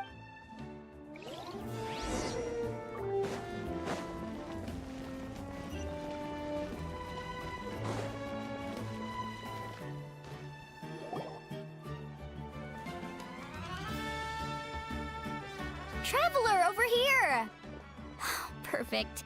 Our star Outlander has appeared. Oh, you're all here! But, what's with the whole Star Outlander thing? Just my way of saying how awesome you are. We've got a real emergency on our hands, so this is the perfect time for you to show off your skills. Alright, but can we get a quick rundown of the situation first? The Abyss suddenly attacked the Collective of Plenty, the Masters of the Nightwind, the Children of Echoes, and a number of our camps and outposts in the wild. Yes, and the attacks are increasing in frequency. The tribes have plenty of defenses, so they're safe for now, but I can't say the same for the adventurers and merchants stuck in the wild. Chaska and I have been searching for survivors and treating the wounded. We just got back, but we need to head out again soon. I plan on heading back to the Collective of Plenty, just in case my tribe needs me. What about you, Mulalani? Where are you gonna go? I'll go help the Children of Echoes. They're the closest, so I can start fighting right away. What about you guys? We could go together. Yeah, that does sound important. No worries. Just leave the Children of Echoes to us. Who knows? Maybe yours truly will have the Abyss on the run by the time you're finished. That would be pretty great, actually. I hope my tribe gets through okay. It'll be fine. Your tribe doesn't do all that bodybuilding for nothing. Let's part ways here for now. And most importantly, be careful, everyone. Oh, and some of us need to avoid getting contaminated by dangerous-looking substances. That will make my job a lot easier. Koichi, do we really have to do this now? It's alright. She's just looking out for everyone. Alright, let's hurry up and talk to the Pyro Archon so we can help the others.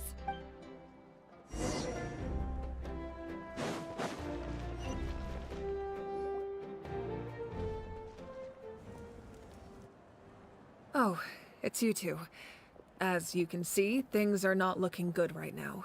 People across Natlin are in danger. Look, I'm very interested in your recent adventures, but this is not a good time. So we'll have to keep our conversation short. That's alright, we're also in a hurry. We're gonna go help the Children of Echoes after this. What?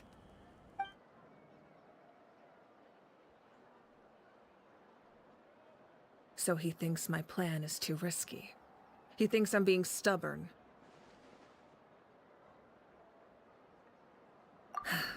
I shouldn't underestimate the Fatui's ability to gather intelligence. The Gnosis does have that function, but there's more to the story.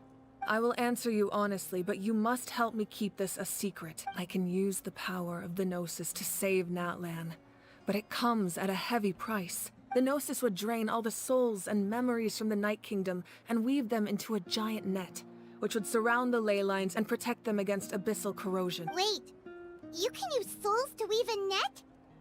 But does that mean... Yes. It means sacrificing those souls in the process. Souls are just another form of life. The cruelty of this method is self-evident. The Night Kingdom not only houses the souls of the dead, but also our memories and legends. Using the Gnosis means converting all three into material for the net, erasing our history and culture. Even then, the net can still become corroded. If we cannot find a way to repair the damaged ley lines before that happens, then all those sacrifices are for nothing. Given the enormity of the price, it's a solution I refuse to consider right now. I want us to win, but I also care about how we win, and what that means for us in the end. Now it's true, both plans come at a risk, but after weighing our options, this is our best bet.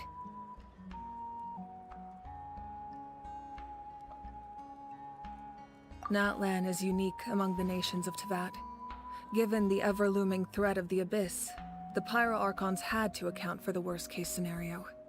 Having a contingency plan is our duty, not just to the people of Natlan, but to all who live on this continent. Still, this has always been a well-kept secret. I'm very curious how the captain learned this information. Oh, one more thing?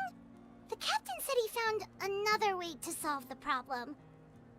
Could be equally as extreme, though. Without the Gnosis, he should have no other option. But I see no reason for him to lie. Seems like our only path forward is to track him down, so he can answer that question for us.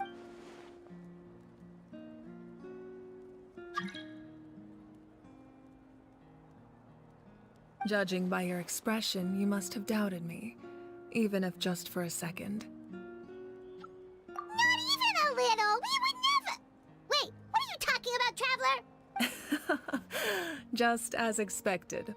I appreciate your sincerity. Maybe it was out of caution, anxiety, or simple curiosity, but know this. No matter what, our goal remains the same. We both want to save the people of this land. So now that you have your answer, do you still doubt me? You scared Paimon. You've really got a lot of guts, Traveler. That's a good thing. Oh, and feel free to call me Mawika. It's what all my friends call me, and I like it that way. As for the captain, the intelligence officers we assigned to the Fatui should be back soon. We'll get our answer then. That's great! Sounds like we just have to wait a little longer.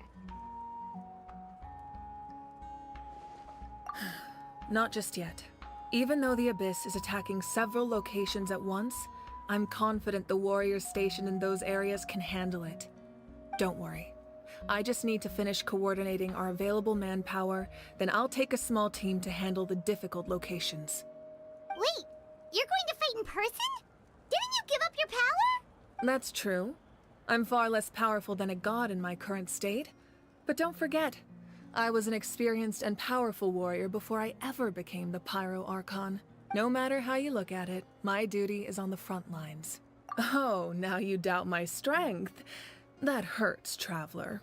If we had time to spar, you might think otherwise. Anyway, even if we respond to these threats in time, it's not a permanent solution in the long run. I've considered moving my people to other nations, but given their close connection to the Night Kingdom, a forced evacuation would have devastating consequences.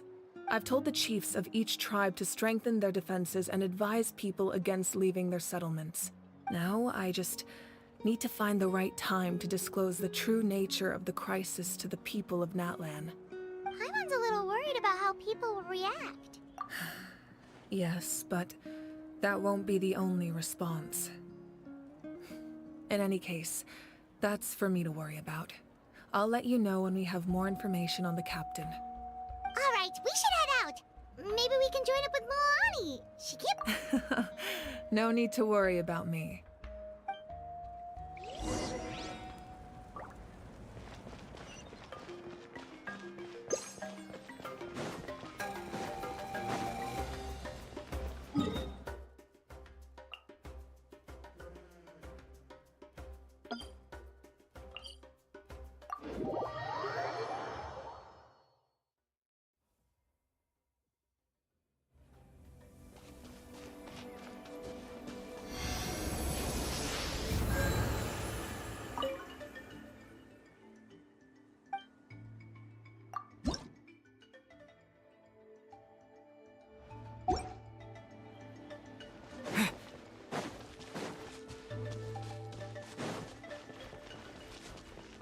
Okay.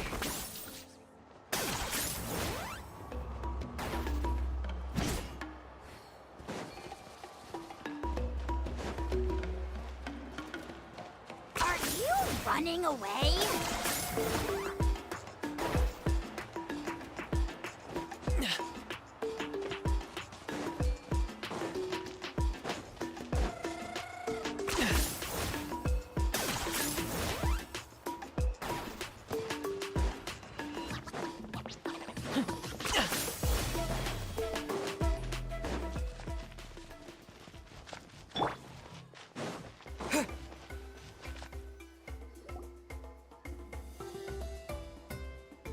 Quick, over here! To safety!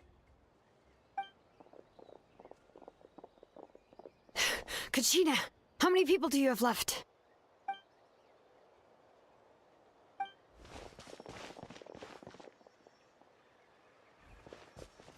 What's the situation? There's a trapped caravan that needs our help. We need to rescue them as soon as possible. We'll go together.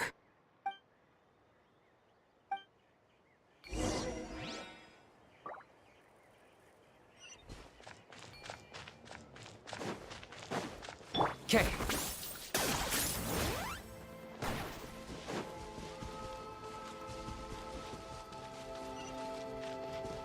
Are you running away?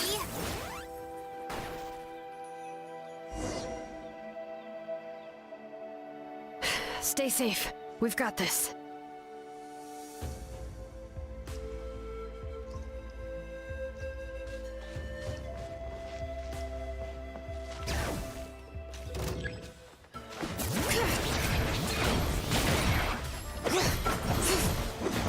Hear the echoes of the valley!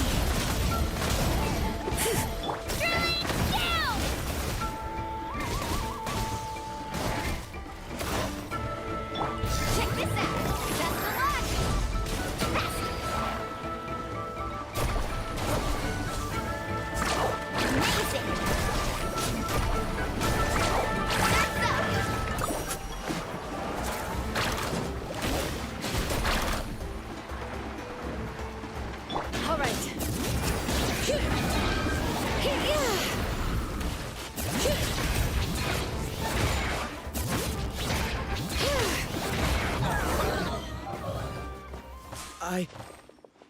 I really thought I was done for. I can't thank you enough. Don't worry about it. We're just glad you're okay.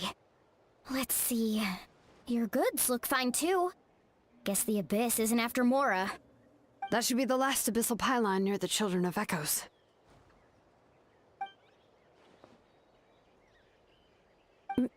By the way, where's Lolly? I thought she would come with you. The Masters of the Nightwind also got attacked, so she went back to help her tribe. She said we can deal with the ancient name later. Yeah, that makes sense. The attacks are more urgent. Alright, this isn't a good place to talk. Let's head back to the tribe.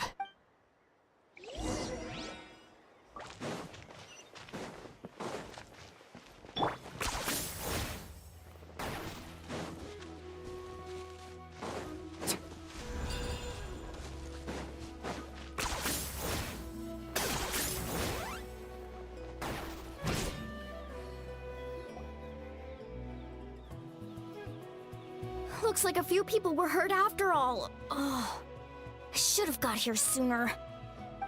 The Abyss threw a lot at us at once.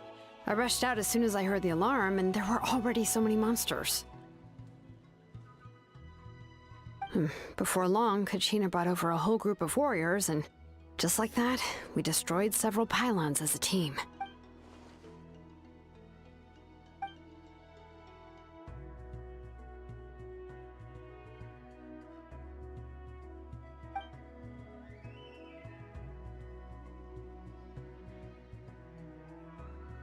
You mean the situation in the Night Kingdom, right? Yeah, I feel the same way. We've managed to keep it a secret all this time, but more and more people are realizing something's wrong. It's impossible not to feel anxious when things are getting worse by the second, and all we can do is wait. That just means we need to buy the Pyro Archon more time. Keep pushing, everyone. Every battle is worth something. You really are an eternal optimist, Mualani. You always find a way to cheer people up. Why, thank you. I guess it's one of my better qualities.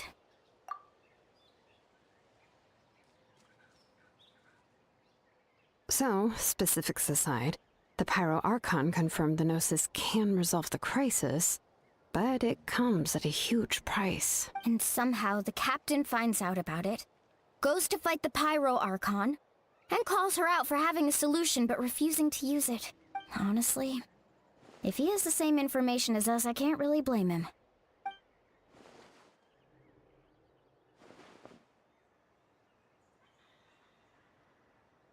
We talked to Moika before we left the stadium. According to her, the cost of the captain's plan is too high. And, well, it makes sense. If that was truly the better choice, she would have picked it. Yeah, I trust the Pyro Archon. When I was upset about Kachina's disappearance, she was really sincere and patient with me. Plus, she burned down all those precious mementos for Kachina. She's already proven how much she values even a single person's life. When it comes to Natlan's survival, there's no way she would hold back. I agree. Maybe the captain weighed the costs and came to his own conclusion, but I'm sure we have different priorities. Life is important, but so are history and memory. As the Archon, she can't tell us everything, but it seemed like she wasn't holding anything back this time. The next question is, if the captain found a new way to save Natlan, how come the Pyro Archon has never heard of it?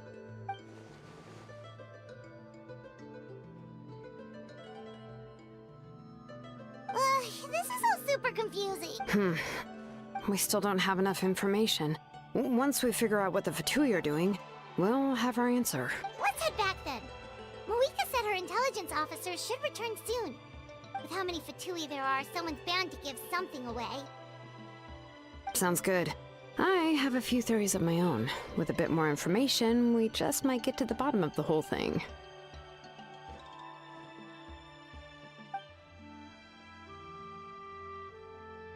I was just about to ask. Count me in. If I was just a bit faster, we could have prevented a few people from getting hurt. People who could help us in the next battle. It's all a chain reaction.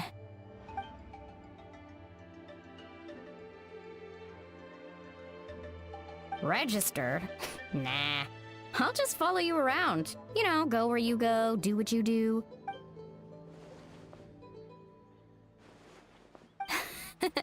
You got it. I just don't want to make the trip back. It's so far. All right.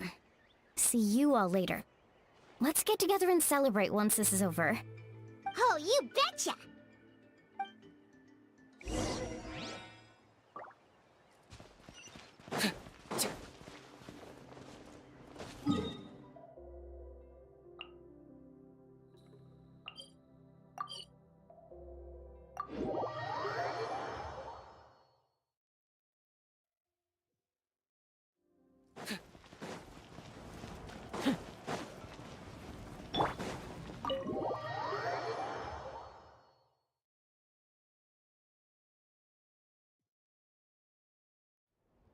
Moika!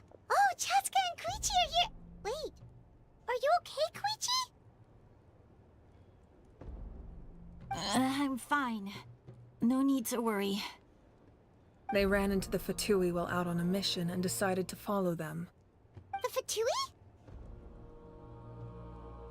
Calm down and let me explain. Here's what happened.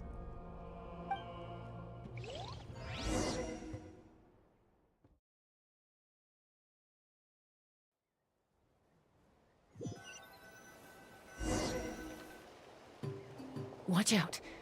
It's the Fatui. Were they attacked by the Abyss? No, wait.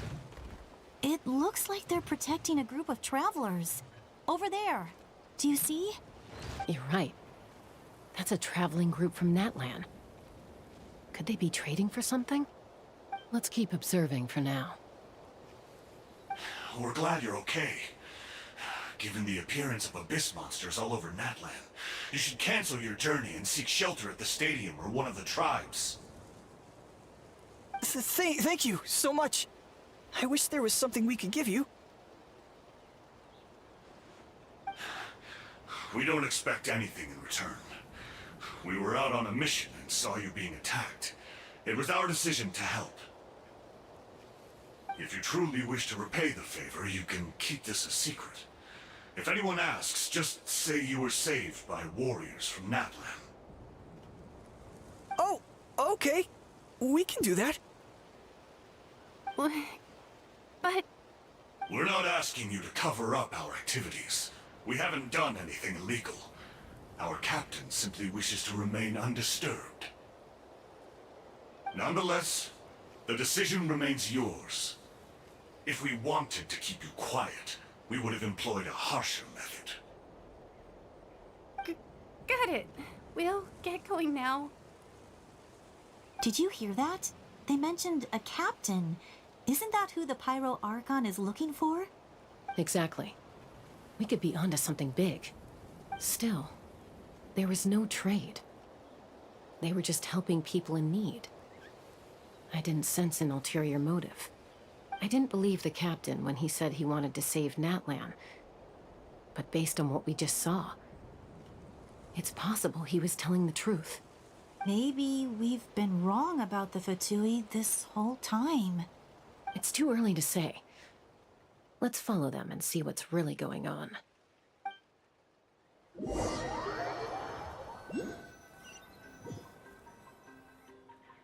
So this is where they were headed. Looks tricky. It's heavily guarded on all sides.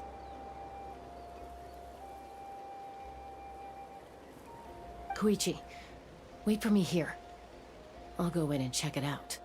Oh, no you don't. How are you planning to get through all the guards? Look, I can use this terrain to my advantage. With our tribe's special way of getting around, I doubt they'll see me coming. We still can't see anything on the inside. What if you can't find cover? You won't have anyone to watch your back if you go in alone. The more heavily guarded the location, the more valuable the secrets. Even if the captain isn't here, we can still figure out what the Fatui are planning. That intel is worth the risk. Fine. You're not gonna listen to me anyway, so let me come with you. That's even more risky. You've been running around saving people for days. You're already at your limit. I'm confident I can protect myself. I'm not sure you can say the same. At least right now. I can. You really believe that? Fine, don't believe me. but you can't honestly tell me infiltrating a heavily guarded Fatui hideout all on your own sounds more reasonable. You know, growing up, even if I insisted on doing something, it never gave you any trouble. I'm not sure you can say the same. All right. If we start arguing, this will never end. We can't let this opportunity go to waste. Guess that means I win.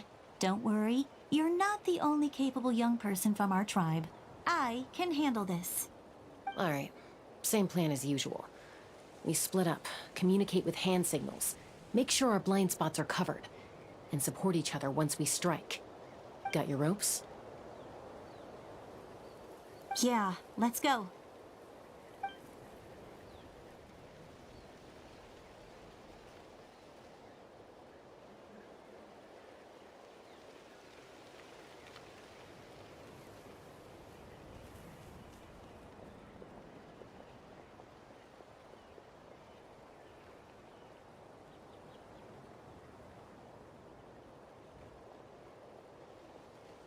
The Fatui have eyes all over this place.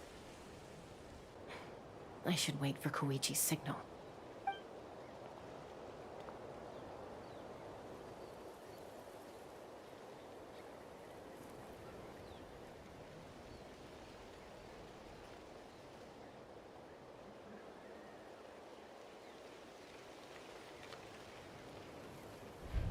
Now.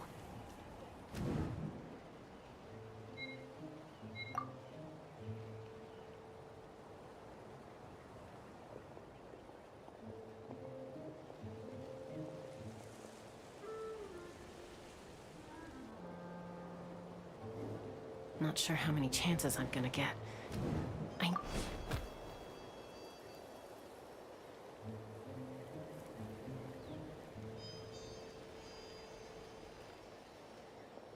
Good.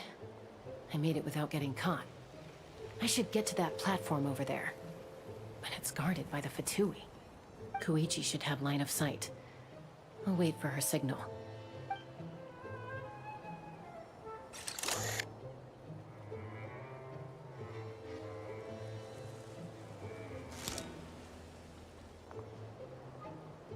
That's it. Now's my chance.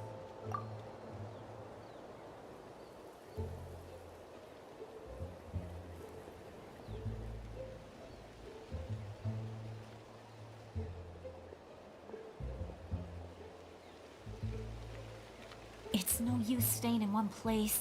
I should keep moving. Looks like Chaska is helping me by keeping an eye on the Fatui movements. I'll wait for her signal.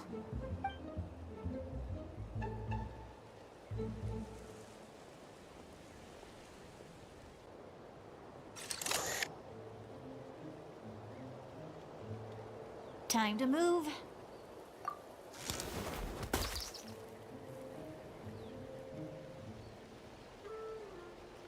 Whew. That was close. Almost got caught. Probably can't make it over in one go. I'll wait for my next chance. Now's my chance.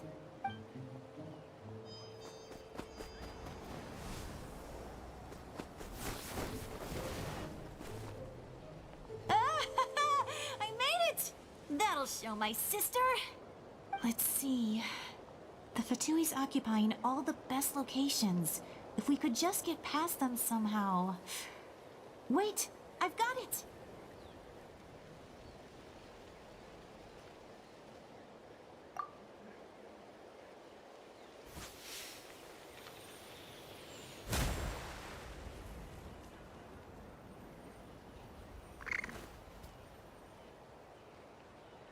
Huh? What's that noise? Did something explode? Oh! It stings! What the heck is that? What do you think you're doing? I could ask you the same thing! Good, they're arguing. Looks like they just needed an excuse. They've probably had enough of this job already. The people on the hill over there left to help their comrades. This is our chance.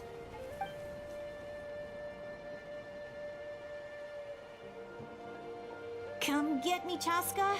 I hope she gets this hand signal. That's Koichi's signal. Smart idea.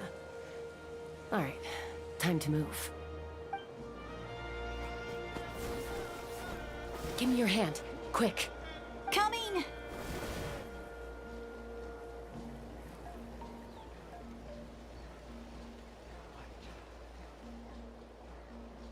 I checked, and this way is completely clear. It should lead us to the deepest part of this place.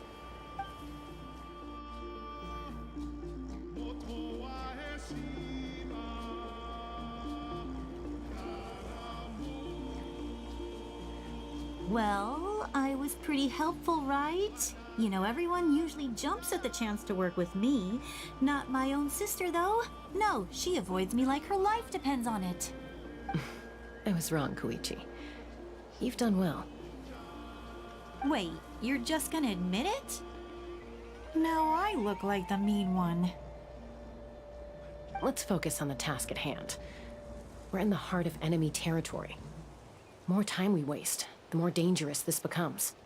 All right. If you're not gonna take the bait, then I'll drop it. Looks like the Fatui are here to dig something up. I'm surprised they mobilized this many people. I doubt it's because they're interested in our culture and history. It seems like they're looking for a dragon relic called the Source Mechanism. The device is ancient. Barely any information survives to this day. And even people from Natland don't know how to use it. Why would this be the Fatui's target? Not bad. Looks like it's in good shape. This should be what our Lord's looking for. Took us long enough. Come on, let's get this thing back. Back? Back where? Should we keep following? You really want to keep going? Of course. We make a good team, don't you think? No reason to stop now. What was that sound? Uh-oh. We've been spotted. Time to go. Falling rock incoming! Watch out for your gadget! What? You'll regret that! After them!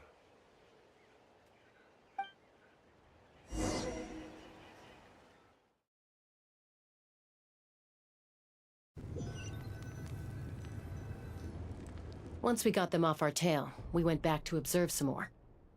They'd collected several identical pieces of something. It looked like they were waiting, though. So we decided to come back.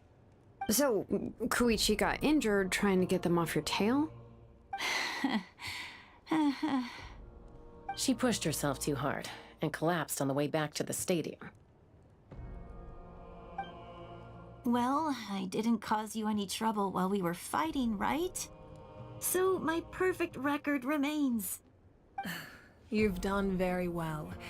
I could make a comment on knowing your limits, but it's not my place. I know. I'm already reflecting on my actions. So, our current intel suggests the Fatui is after the source mechanism. The device is a complete mystery, even to us. What does the captain want with it? I have no idea. But it's safe to assume the device could serve a similar purpose to the Gnosis. Shilonen, I need you to gather every scholar in Natland familiar with the secret source. I'll get right on it. Thank you both for your hard work. Koichi, it's time for you to get some rest. Oh, and there are gifts from your patients waiting at the speaker's chamber. I've prepared a small gift of my own as a token of gratitude. I'll send it to your home along with the others. My patience. That's so nice of them. Guess that means I'm doing something right.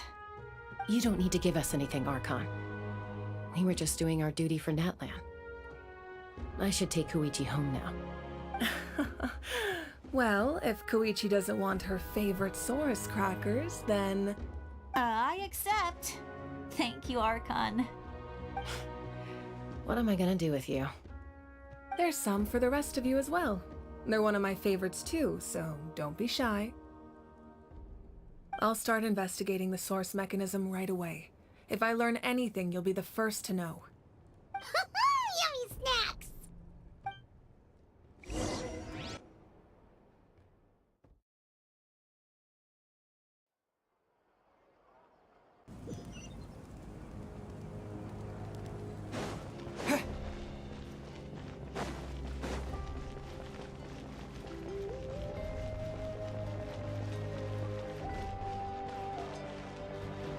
Okay.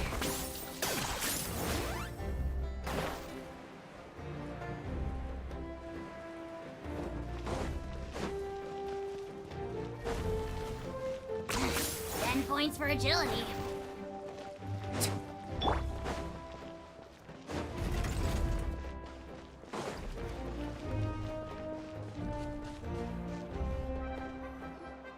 What's next for you two? I'm taking Koichi home. With our parents there to keep an eye on her. I can make sure she actually rests. Hey, it's not like I'm some kind of prisoner. I'll be fine in a day or two. There's no need to go all the way home. That's what you always say. Everything's no big deal until you collapse. What if the Abyss attacks again? You're saying if I let you rest in a hotel, you're not gonna rush out the minute you hear the alarm? I won't. Triple promise I won't. Mm-hmm. Fine. On the off chance something like that were to happen, I might. But I'm a doctor. I have a duty to help people in need, no matter how hard or tiring the work gets. I guess you're right. But I don't have to like it. This reminds Paimon of when we first met. Except you were the one trying to stop Chaska from doing something dangerous. I do the same for anyone trying to put their life in danger. As a doctor, I don't want people to get hurt because of a rash decision. Then try to see things from my perspective. You clearly want to protect your patients. So can't you understand why your own sister would feel the same way about you? The two of you are the same, you know? I disagree. I understand the risks and costs of my decisions. Who wants to be like her? Overconfident, always making excuses when things go wrong. That's just not true. You think I don't have proof? Okay, don't get into another fight. Just pretend Paimon never said anything. Don't worry, Paimon. You didn't do anything wrong. Arguing is just how we communicate. Neither of us really takes it to heart. Plus, I guess we are similar in some ways. Maybe I rush into things without thinking, but I learned that from her. We're family. I can't help it if my older sister is a bad influence. Okay, you don't have to put it that way. So, you're all good now?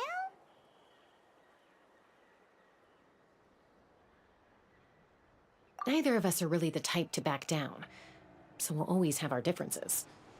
But still, we get along in our own way. Plus, I know you'll wake up one day and realize I was right all along. I just need to wait. Be my guest. Come on, let's get you home. See you later, Traveler and Paimon. I'll be back once everything's settled at home. There's no rush. At least grab a nice meal with your family. Bye, you two. Take care of yourselves out there.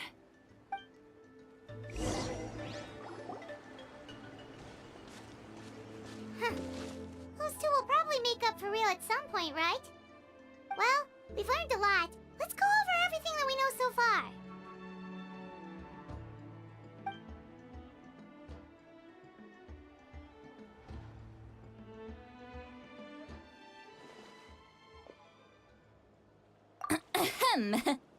Sorry for popping up out of nowhere. Again. Why do you look so awkward? Oh, is there something you need from us? Okay, I won't beat around the bush. Oh, and I'm sorry for interrupting your rest. I'll treat you to some charcoal grilled steak to make up for it. Awesome! Just give us your orders! Hey, friends don't order each other around. I'm just here to share some news. Remember what we talked about before parting ways? Oh yeah, You mentioned how Auroron has always wanted to save Natlan, and something about his soul being fragmented. Paimon and the Traveler discussed it after you left, and we think Auroron is probably back with the Captain. What do you think? I agree with your hypothesis.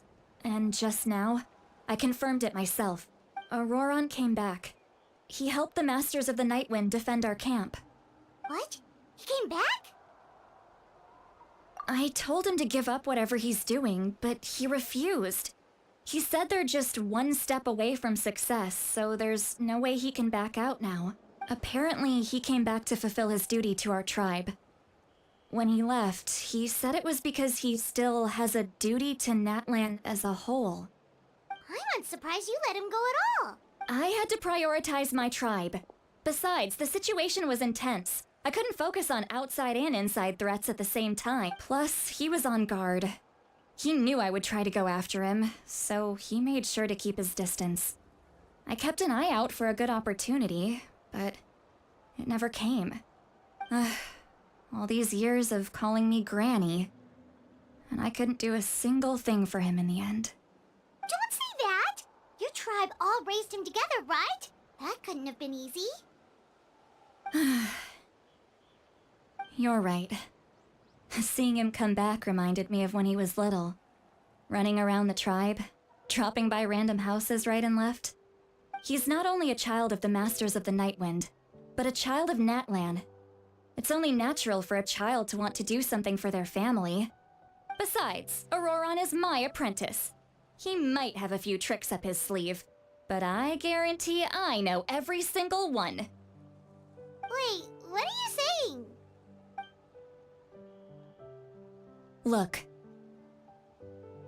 Remember how I said Auroron's soul is fragmented? This is the talisman I created to keep it stable. And this gem is what makes the talisman work. It just so happens that Auroron is due for a gem replacement. Since I can't get close to him, I put the new gem in a supply bag and asked Aoife to bring it to him. You guys know Aoife, right? No? Well, he's a pretty famous vet around these parts. He's always bringing me all sorts of things, and he happens to be very good friends with Auroron. Aoife doesn't know what's going on, so he agreed, no questions asked. Auroron would find the gem as soon as he opened the bag. He knows how important it is, so I knew he would make the switch. He probably suspected that I tampered with it. But here's the catch. The trick is on the bag. The moment he touched it, a portion of his memories were copied onto the old gem, which he no longer needed. That's amazing. You can do something like that? Most people can't, but I can. That trick he used to bring you to the Night Kingdom isn't anything special, by the way. My technique is much more subtle. He won't notice anything. So in other words, we have a whole backup of Auroron's memories in this gem. The kid thinks he can take me on? Like I wasn't the one who taught him everything he knows? That's amazing, Seat Lolly. Let's take a look right away. Once we get to the bottom of this, we can finally track him down. I know he thinks of me as his grandma, but do you think he'll get mad at me for this? You can be honest. Huh, that's a tough question.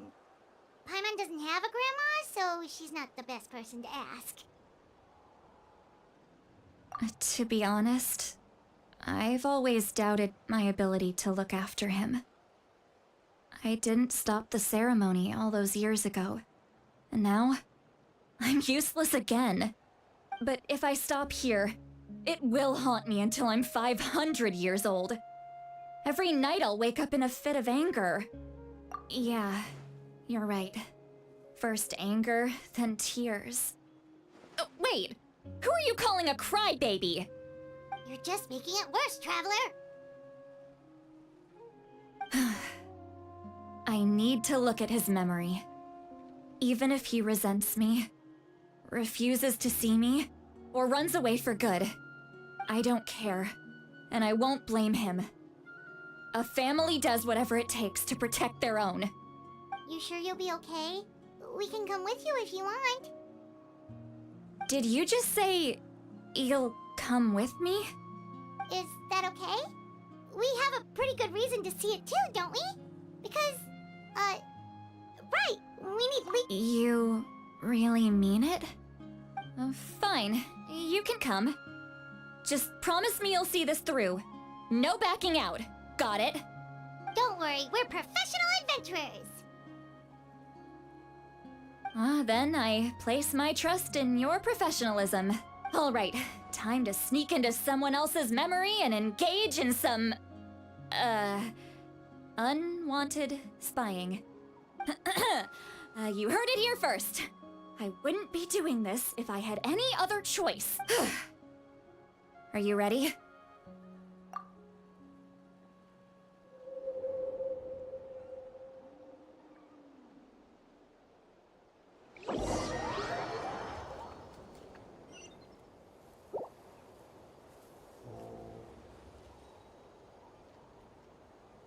Look how good you're doing.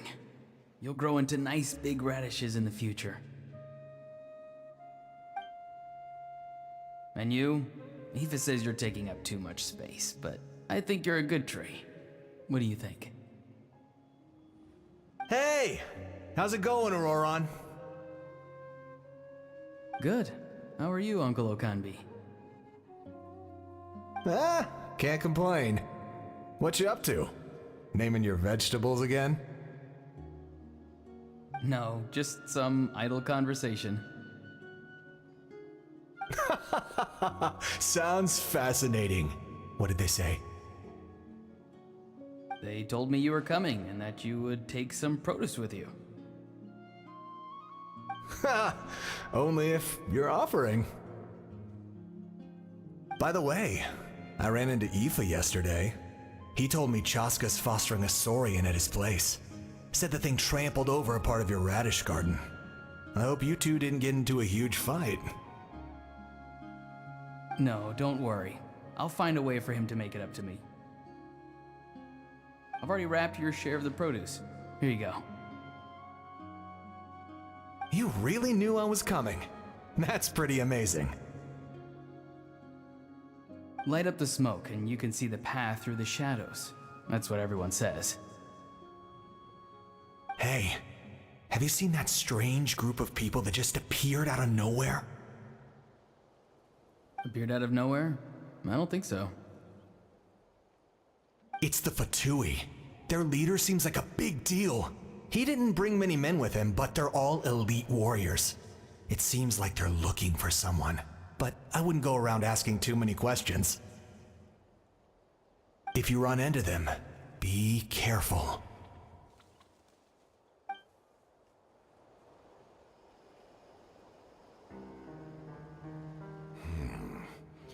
You're from the Masters of the Nightwind, are you not? Why do you live here alone? I enjoy living by myself out in the wild. I guess you're from the Fatui, the one everyone's calling a big deal. Not an inaccurate description. I'm looking for someone who may be known to you. Lali is her name. Granny? What does an Outlander want with her? I've heard the name. You have business with her?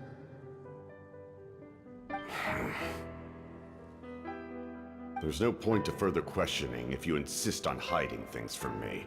I shall seek answers elsewhere. Oh, he could tell I was lying and now he's leaving? He gave up just like that? Hey! At least tell me why you're looking for Lali. It's none of your concern. I have my own means of tracking her down. Why are the Fatui looking for her? What does she have to do with them? I can't just let them go like this. I have to figure out what they're planning.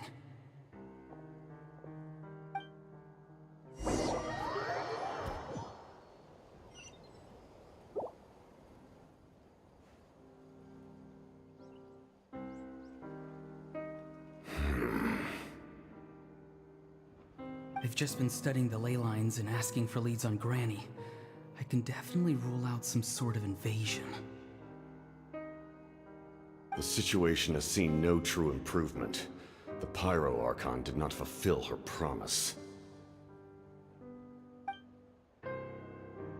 My lord! Ignore him. He is no threat. He knows I'm following him, but he doesn't seem to care. He's strong, I can tell. But there's something unusual about him and also familiar in some way. I can't describe it.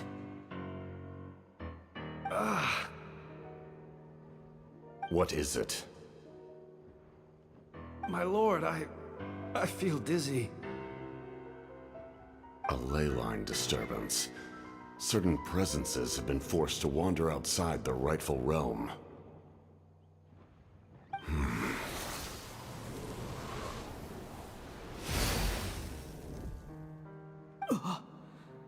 That was a spell from the Masters of the Nightwind. How did he know that?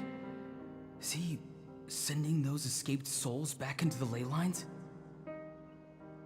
How did he do that so easily? Soulfaring is supposed to be extremely difficult. This could be related to why he's searching for Granny. I feel much better. Thank you, my lord. Think nothing of it. Stay vigilant, and continue to gather information. The Abyss could attack at any moment. If you notice any irregularities, assume drill formation and be prepared to fight. However, there is no reason to over-engage. Information is our first priority. Yes, sir. Why are the Fatui fighting against the Abyss? Do they really mean us no harm?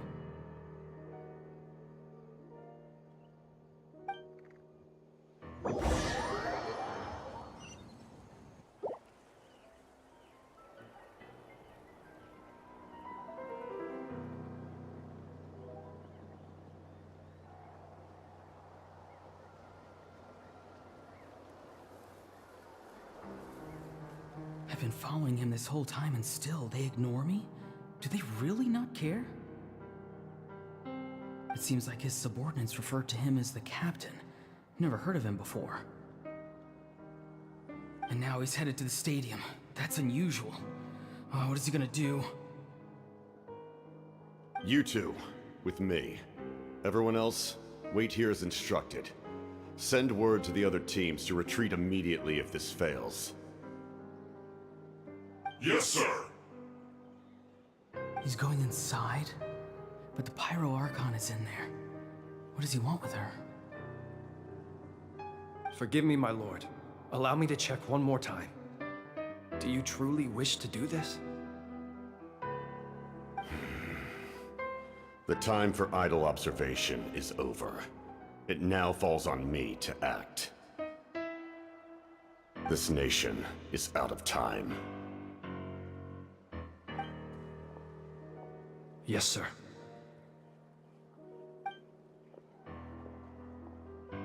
He just walked straight into the stadium. What is he gonna do?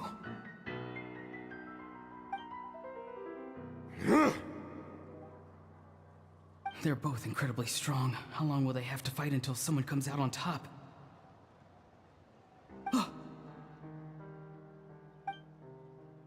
Wait, this feeling. Just like the other day near the ley lines, it's faint, like a soul's trying to escape. Where is it coming from?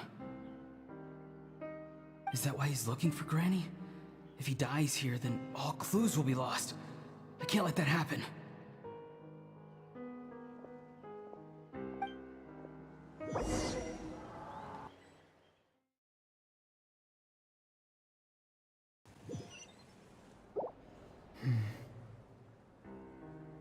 As for you, I must confess, I did not expect that little trick of yours to save the day. No matter how dense the fog, as long as the sun remains, we cannot turn day into night. She could have dispelled it. She simply chose not to. You don't have much time, and you're injured on top of that. What do you plan to do next? I'm beginning to see just how useful you may turn out to be. You heard something from here, didn't you?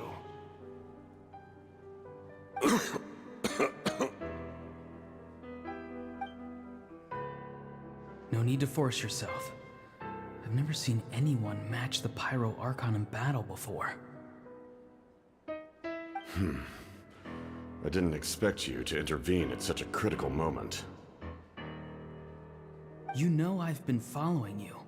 Why didn't you stop me? When walking in the forest, it is only natural to encounter wild beasts. However, not every beast has the courage to come out and bite. And yet, one of those very beasts saved your life.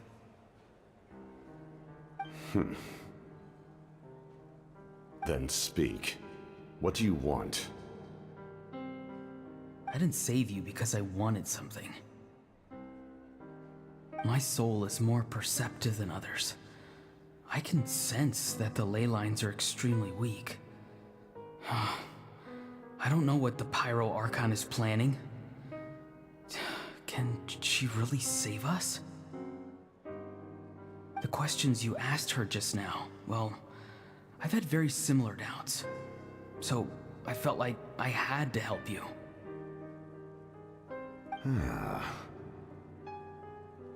So, you can tell the truth. That was quite a reckless decision to make. I'm not sure you realize that. There's no turning back for me now. What I did back there is going to get me in a lot of trouble. You attacked the Pyro Archon in broad daylight, and I used my spell to save you. A single glance was likely all it took for her to recognize my tribe. So, we're in the same boat. Seem to care little for my thoughts on the matter. It's too late for that. Start from the beginning. Why are you looking for Citlali? Do you know her? Explain your relation to her first. I know you two are acquainted. It was obvious the moment I mentioned her name. Citlali is my elder and my teacher. She taught me everything I know. It's my duty to protect her. If you truly wish to protect her, you should have let me perish by Pyro Archon's hand. Yet, you chose otherwise. Do I really need to tell you what that means?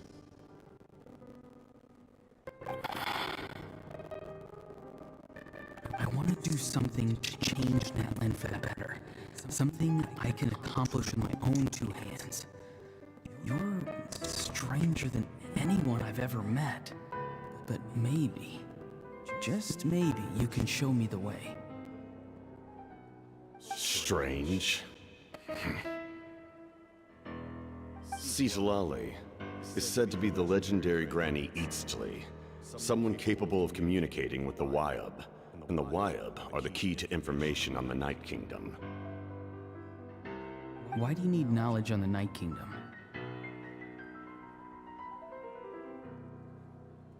That is not something you need to know. Don't forget, I saved your life. Do you not believe the Fatui capable of betraying a debt? People can lie, but souls cannot. I can tell there's a weight to your soul, a sense of justice. You may not live among your tribe, but you certainly know their tricks. I apologize for my rash judgment. You are more capable than I imagined. Let's go. We'll see if you have what it takes to join my plan.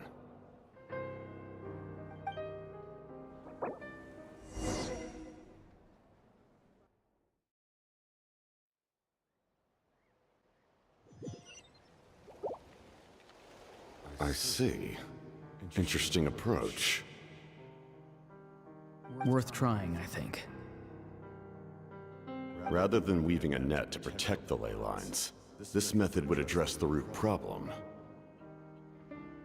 by reconstructing the ley lines themselves.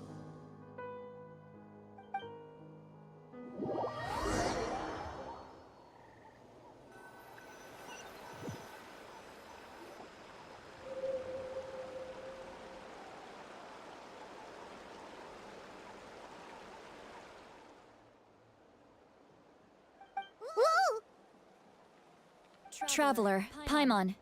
Are you two alright? Paimon's fine, just, Of course. I'm so mad at him. After everything, he still can't let go of the past. For some reason, he thinks he owes something to the people who cared for him. Stubborn, self-righteous fool. Where's that gonna get him? Now that he's all grown up, he thinks no one can tell him what to do? He thinks he can just run away whenever he wants. I'll show him. If he tries to run one more time, he's got another thing coming. Maybe stubbornness runs in the family. Like grandmother, like grandson, as they say. Is that supposed to be a compliment? That kid's got nothing on me. Anyway, back to what we just saw. I don't even know what to make of it. Yeah, the captain seriously wants to reconstruct the ley lines? What does that even mean? Something like the loom of fate, maybe? But how does that help with the abyss? The loom of fate? Oh, it's kind of hard to explain. Basically, it's a device from Conria that has unbelievable power. Anyway, if he really wants to manipulate the ley lines, everyone in that land will be affected. Oh, this is big. Which means the captain has been honest from the very beginning. Auroron's memory proves that. Why is he so obsessed with saving that land? Oh, we've got to tell Moika about this right away. Yes, she needs to know about this.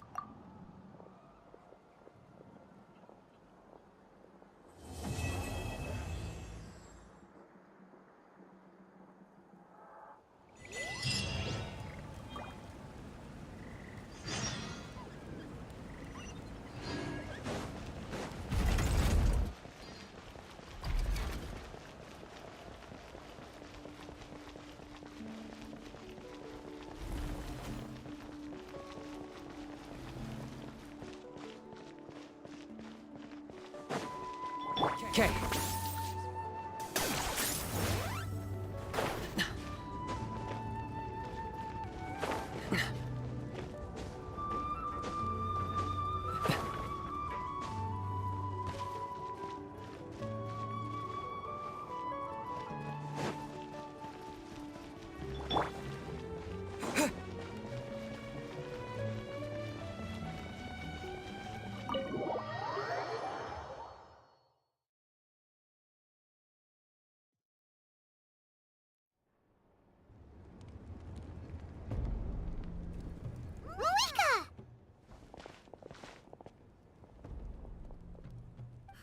Traveler, Paimon Sitlali. Perfect timing. I've located the captain. Really? That's great! We also just took a peek at Auroron's memories and discovered something huge! Oh, with his granny's permission, of course. Or no, actually it was... Calm down, Paimon. I'll take it from here.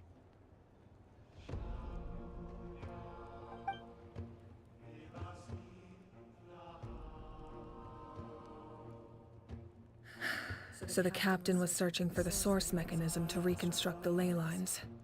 If his plan is already in motion, that means he knows exactly how to accomplish his goal. We have to stop him. Is reconstructing the ley lines a bad thing? Yes. It's not a simple fix. It would mean sacrificing nearly everything contained within the current ley lines, very similar to the price of using a Gnosis. If he activates the mechanism, it's all over. We need to mobilize our forces as soon as possible. But what forces do we have? Kanich, Shilonen, you two, and myself. All other warriors are working to push back the Abyss on the front lines. But that's barely any people! Not to mention you lost your power, and they've got the captain on their side! Oh, maybe we really should get Lolly to break Auroron's legs. That won't help us with the captain, I'm afraid. In any case, the Masters of the Nightwind are in urgent need of manpower. Lolly, I was hoping you could head back and help defend the tribe. All right. I understand where I'm needed. I'll head out right away. Don't worry about your grandson. We'll figure something out for sure. I'll leave him to you all then.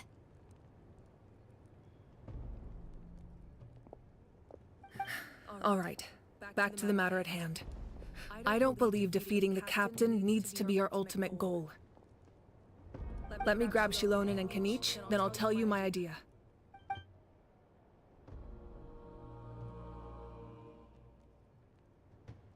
As you all know, Auroron is working with the captain and we need to stop their plan. The captain is a formidable opponent, but that shouldn't deter us. In any case, a head-on confrontation isn't the best way to solve the issue. Their plan hinges entirely on a single element, the source mechanism. If we leverage our forces, we can destroy it, and then success is ours. We'll head out together. In the event that a confrontation becomes inevitable, I'll stall the captain while you advance.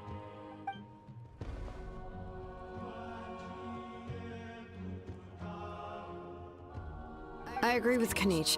The two of us can handle it. Listen to my plan first. Kanich, I want you and Ahau to launch an assault from the front and break through the Fatui defenses. The captain won't be on the front lines. As a seasoned warrior, he'll be stationed in close proximity to the device to ensure its protection.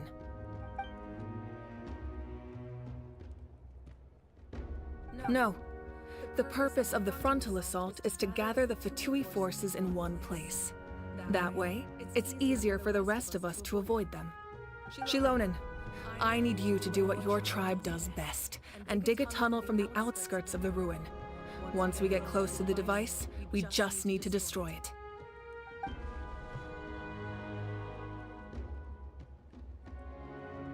Exactly.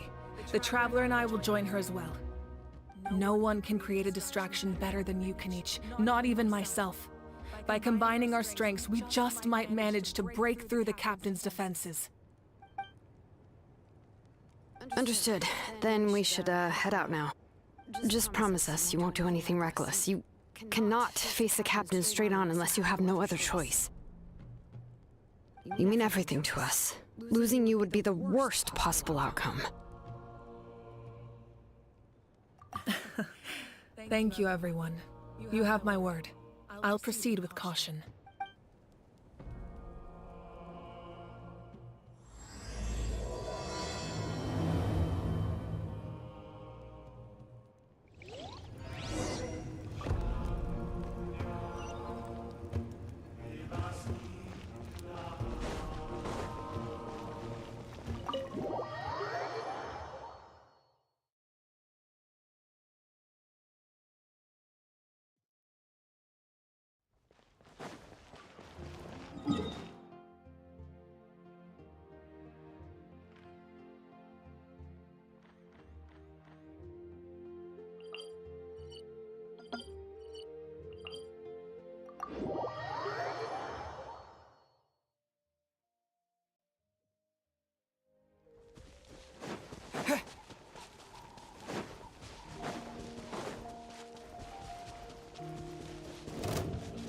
Okay.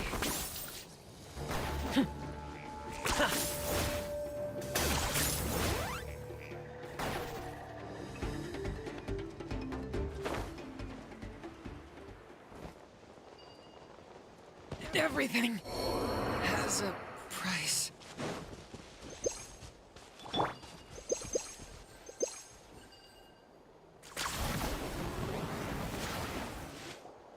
All right, this is the place. Their tunnel must be behind that gathering of Fatui guards. Any of the nearby mountains could be a good infiltration point, but If we want to stay under the radar, we should approach from the side. There are only a few Fatui stationed around the perimeter. We should take care of them first so they can't alert anyone.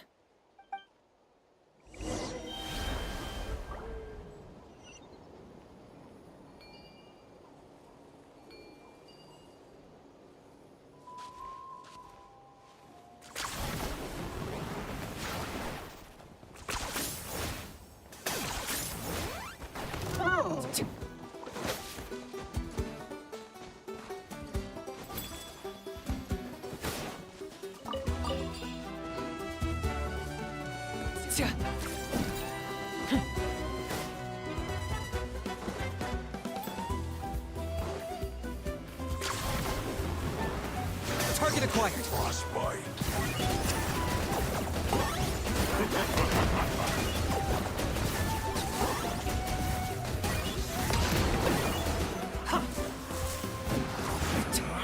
You can't run! Well, neither can I. That all you got? Into the shadows. All right. What do you think, Shilonen? Is this a good spot? Yeah, looks good. We'll take it from here.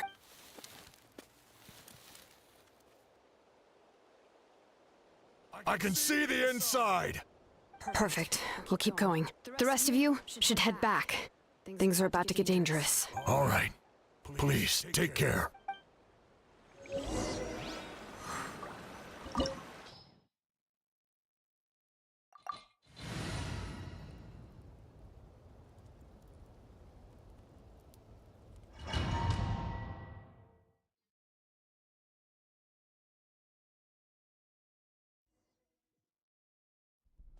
The Fatui wouldn't concentrate all their forces in one place.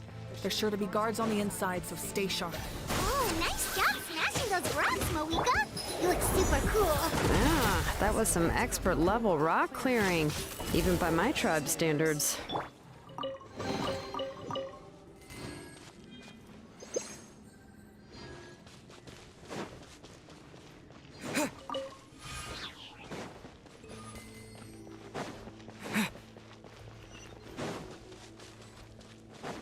That must be the Fatui tunnel over there. We should steer clear and approach from the side.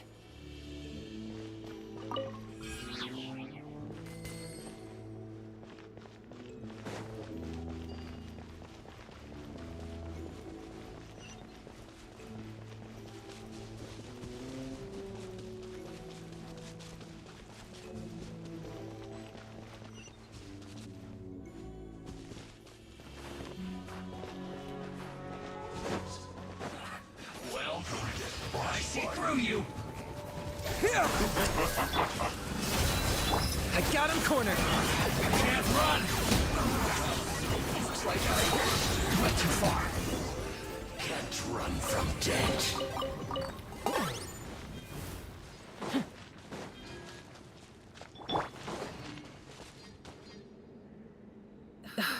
This spell is from the Masters of the Night Wind. It's Auroron's doing. They're probably trying to buy time.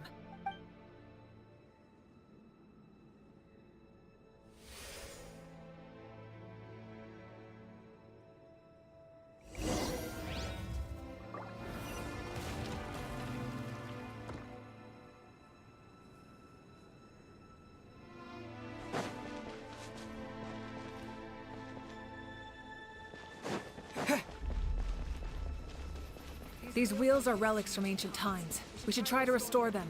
These mechanisms probably control that wheel, right? Let's give them a try.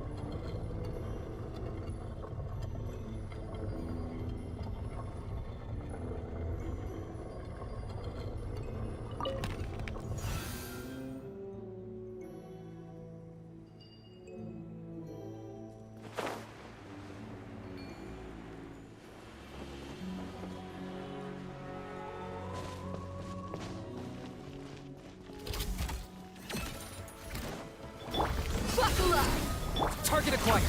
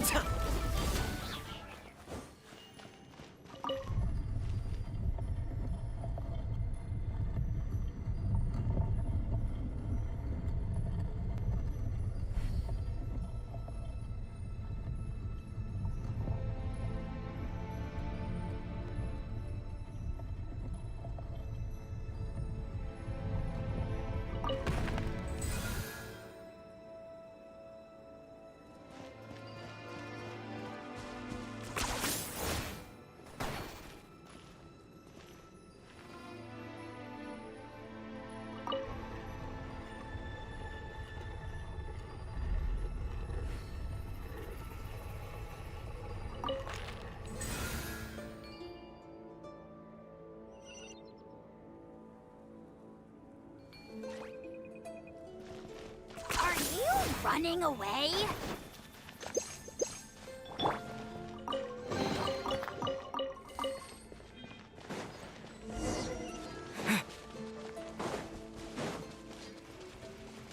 Okay.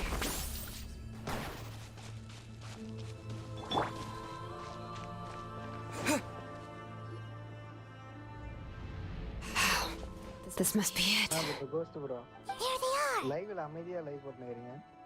Oh, the captain's here too. Perfect. Looks like they focused their defenses over there. They're here. Huh. I thought the Pyro Archon would choose a frontal assault. It doesn't matter. They're too late anyway. Stop! It's too late. We need to turn it off! I won't let you do this!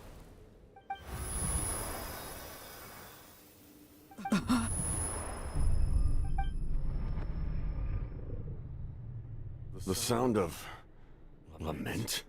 What was that sound? It was like a piercing cry.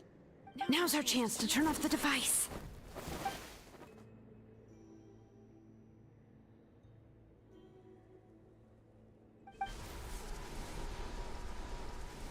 Oh, Auroran? How did he just...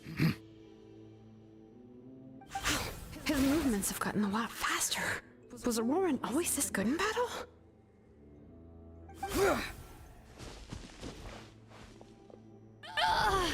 This ends now! Huh?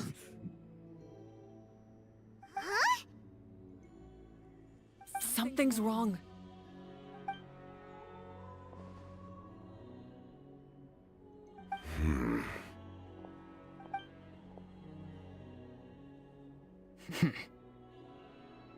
You are not Auroran. Who are you? What? Commander. You.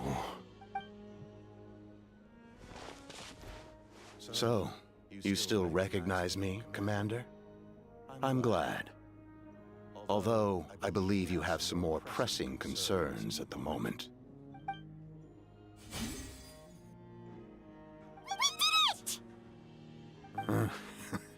You see? You indulge your sense of honor for just a moment, and now you've lost your chance. Even now, you're still the same as ever. His voice is completely different. Is someone inhabiting Auroran's body? Stop worrying about other people's survival, about their losses and sacrifices. You just need to win. That must be why I've returned. For this moment. Please finish what you set out to do, Commander. I didn't expect to see you here, but I have to disagree. Abandoning one's comrades is not the way of a warrior. Why do you care about a doomed man? I know you can see it.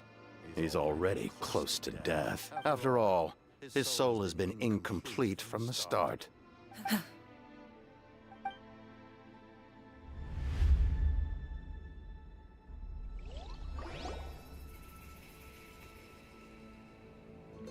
Oh, someone said I'm close to death. Is it because of that noise just now? The piercing cry came from underground when I activated the device. What's down there? Natlan's ley lines must be hiding some kind of secret.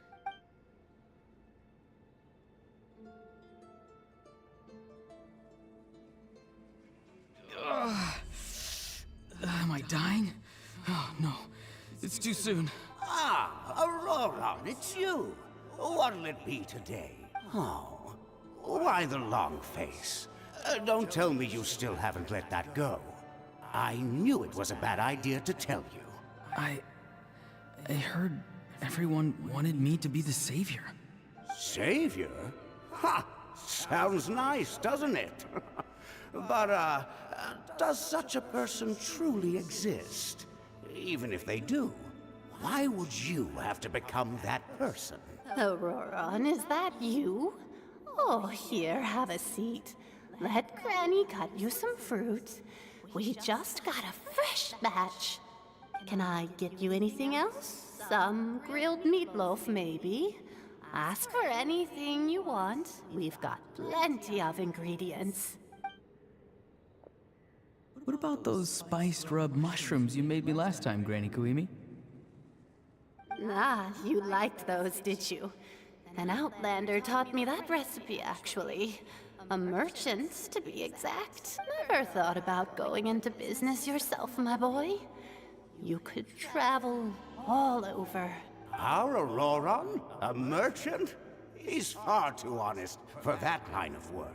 Well, at least an honest merchant like him wouldn't prey on old-timers like us. Everyone said a true savior does not really exist, but then why did my birth open the door to the possibility? Why give people false hope? Maybe I don't need to sacrifice myself, but surely everyone is born for a purpose. So, what's mine? If I had succeeded back then, would the world have become a better place? What's the meaning of my existence? Done spacing out, Auroron? Did you finish your homework? Yes, Granny, it's just... Will learning all this really make me as strong as you? Of course not. I'm a special case. Other shamans study their whole lives without reaching a fraction of my abilities. Because you're a genius, right? You could say that. Or maybe I've just been alive longer than the rest of them, and picked up a few tricks that they didn't want to touch. It's rude to bring up a woman's age. Never do that again, no matter the circumstances. I wasn't the one who brought it up. Anyway, class is canceled tomorrow. Go have fun. What about my homework then? Do what you want. What use is it being as strong as me anyway? You've seen how the tribe treats me. They're all afraid. I try to go about my business, and they practically tremble in fear. Not the most fun way to go about living one's life, I'd say. Take it from me. The happiest people are the ones who do their own thing. So do what you want, Auroron. No matter what anyone else has to say. Granny didn't say it outright, but I think she was trying to comfort me. Don't force yourself. Don't beat yourself up over the past. That's what she always says. But I never forced myself. I never even got the chance to try before it was all over. Hey, you zoning out over here again? There's such a thing as overwatering the radishes, you know. I was just looking at the aphids.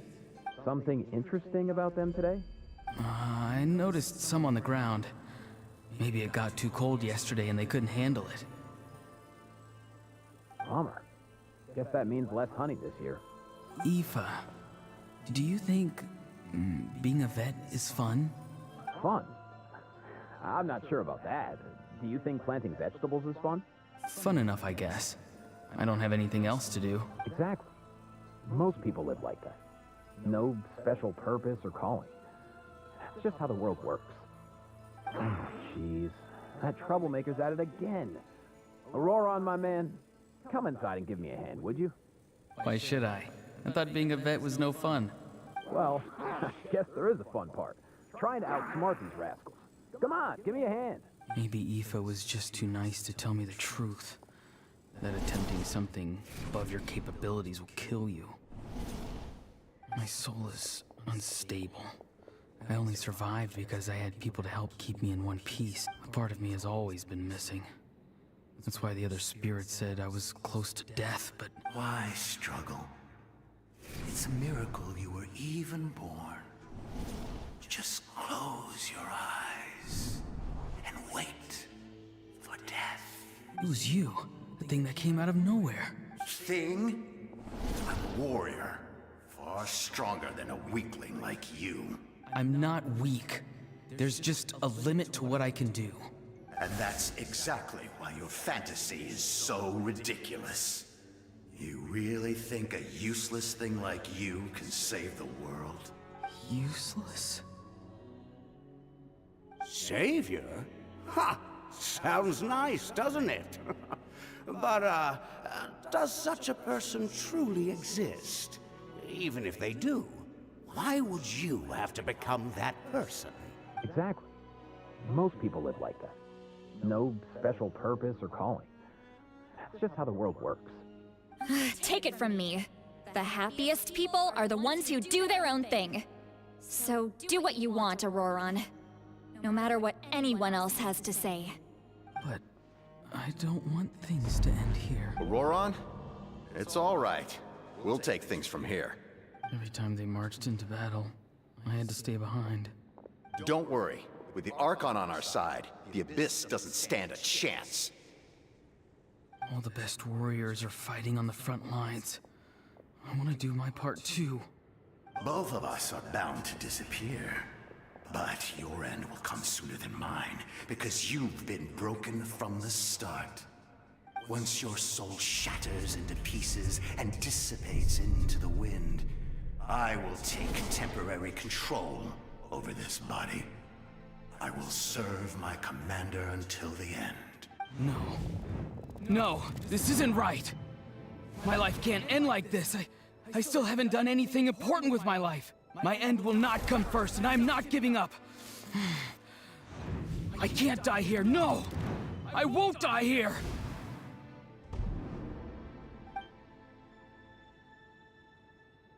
Auroron!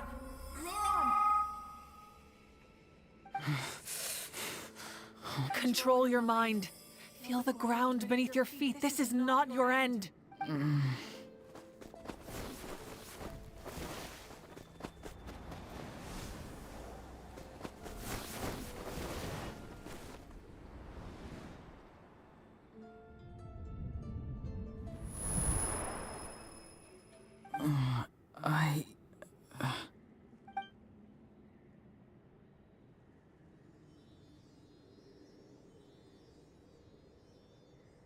His eyes are open! He's alive!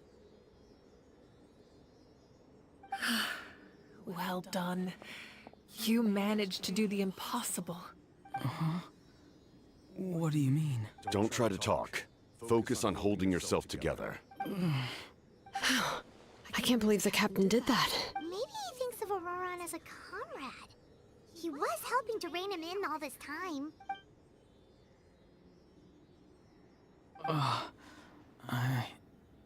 I'm fine now. Damage to the soul is a tricky thing. The pain almost consumed you for a moment, but you managed to hold on to yourself. The worst appears to be over. I'm sorry for causing so much trouble. We can talk about that later. Our plan. It failed, didn't it? I'm sorry.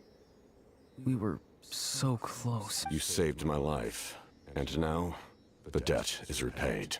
Auroron, I never thought you actually wanted to sacrifice yourself in that ceremony. But you never gave up. Have you come to a conclusion on what it is that you truly want? I just want an answer. A reason why I exist and why everyone always did so much for me. No one is born a hero. And no one should be treated like one from birth. I had a chance to do something important back then, but I failed. All I want is to find some more ways to make up for that. The answer you seek now lies before you.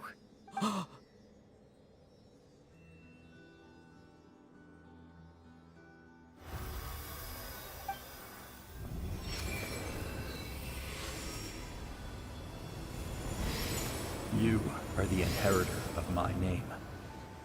The hero from the Masters of the Nightwind, who shall fight for this generation. Fascinating. You're not the person that the others thought you were. And yet, you're also not the kind of person that you thought you were. It can take a lifetime to truly discover who we really are. Like you, I never thought I had what it took to be a hero. I was too cunning, too self-absorbed. But in the end, I sacrificed my life for this nation. Now, remember your name. Even if others will see a different meaning, it still symbolizes your nobility and yearning. My ancient name. BD. It means devotion. You will give your all, not for the sake of a heroic death, but to do justice by the answer you found for your life. For that answer, you will offer all of your strength and be born anew. Through your devotion, you will prove your worth.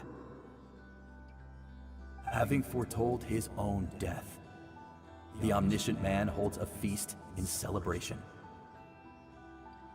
Let us raise our cups in honor of his heroism and send him off with this final tribute. For at last, his wish is now fulfilled. It's nice to see you again, Sunhudge. With your recognition, we now have the 5th hero of this era.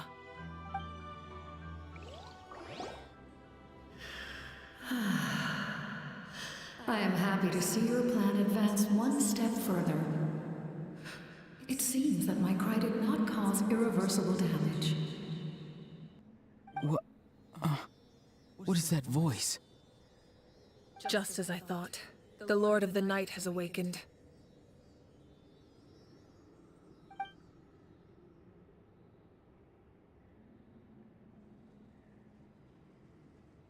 Lord of the Night? As in the one who rules over the Night Kingdom? I preside over a realm of souls. Due to my limited power, sleep is the only way I can extend my existence.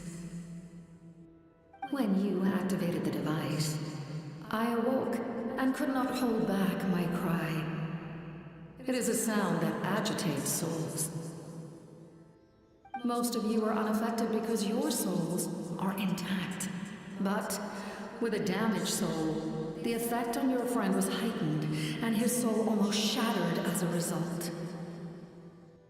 And yet, his soul remains in one piece. He managed to overcome this obstacle through sheer strength of will. A truly impressive feat for a human. So, was that what caused all his strange behavior earlier? No. An additional soul was affected. It tried to take refuge in the missing part of your friend's soul, but was ultimately expelled. However, this soul does not hail from that land, or the Night Kingdom. Its origins remain a mystery to me. Activating the source mechanism was supposed to reconstruct the ley lines. Why did it awaken you instead?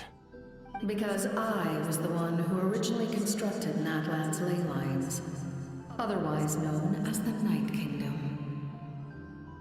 The ancient battle between the Descender and the dragons destroyed the corner of the world, allowing the Abyss to invade. Natlan's ley lines took the worst of the damage. To aid the people of Natlan, the Lord of the Night used the fragments of the old ley lines to reconstruct a similar network. That's how the Night Kingdom was born. The first Pyro Archon, Xbalanque, strengthened that realm and established the rules that aid our fight against the Abyss. The Ode of Resurrection and the Pilgrimage, both of which are practices that survive to this day. Oh, right. You said before it all came from the power of the heavens. The ancient dragons tried to use this device to strengthen the ley lines by imbuing them with power.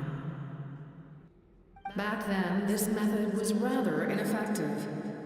They lacked the skills to navigate the intricate structure of the ley lines. And now, the structure of the ley lines has also completely changed. I am the only possible vehicle for the power generated by the device. It was an incredibly crude and painful method, but I managed to absorb some of that power.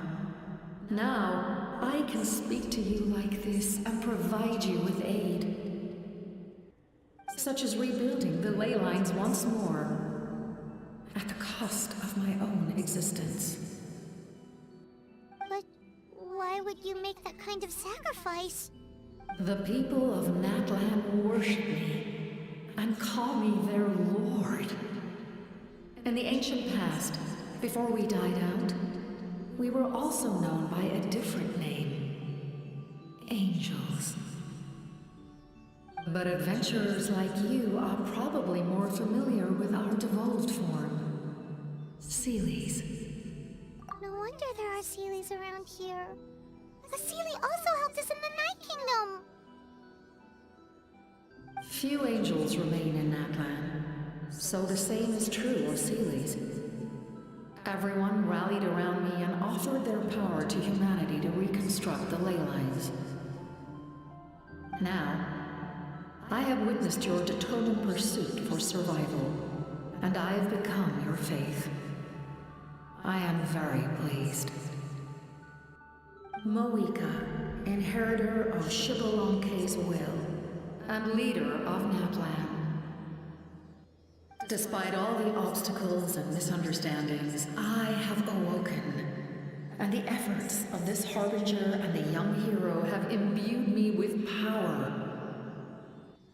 Say the word, and I will once again work to fulfill my mandate, just as I did thousands of years ago. You need only nod your head. For the sake of your people and your nation, for the sake of overcoming the invasion from the Abyss, give me your orders. I will not. After reconstructing new ley lines, you will cease to exist. The rules of Natlan are founded in the Night Kingdom. If you disappear, so do they. Not to mention, all the memories and legends recorded within the old ley lines will disappear along with you. The people of Natlan will face memory loss, mental disorders, and cognitive issues. Just like the consequences of using the Gnosis, that is a price I refuse to accept. Humanity's survival is worth any price. Once the Abyss runs rampant, all that remains will be a land of corpses and ruin. And when the new ley lines are invaded again by the Abyss? What then? How are future generations supposed to survive? A land without the Lord of the Night, without the protection of the rules, is doomed from the start. You presume too much. If you cannot ensure survival in the present, you have no right to think about the future. What will it take for you to realize that? How many hundreds or thousands will have to die? The situation hasn't gotten that dire yet, has it? Why? Because I am a survivor of Conria. I've witnessed the devastation and terror of the Abyss with my own eyes. Conria? That's right.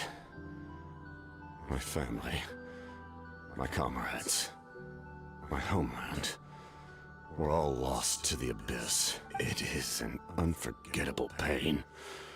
One that no amount of time could ever dull. Not even 500 years. You've experienced something similar, Mawika. You should know exactly what I mean. You're right. The pain, the regret, the catastrophe. They all haunt my dreams to this day. If I could go back, I would reject all false hope. I would do whatever it took to ensure their survival. You have that chance before you now. Why do you refuse to take it? Because we don't have the right to make that decision. We love this world because it contains everything we hold dear. Everything that has happened here has moved us, shaped us, and turned us into who we are today. Giving up our memories and history would mean rewriting everything. The people of this world would then become fundamentally different beings, their physical bodies the only connection to their former selves. Even so, given enough time, a new civilization would inevitably flourish. If you believe in humanity, you should trust in their ability to create a new future. Or, history could repeat itself. The Abyss could invade once more, and it would all be for nothing.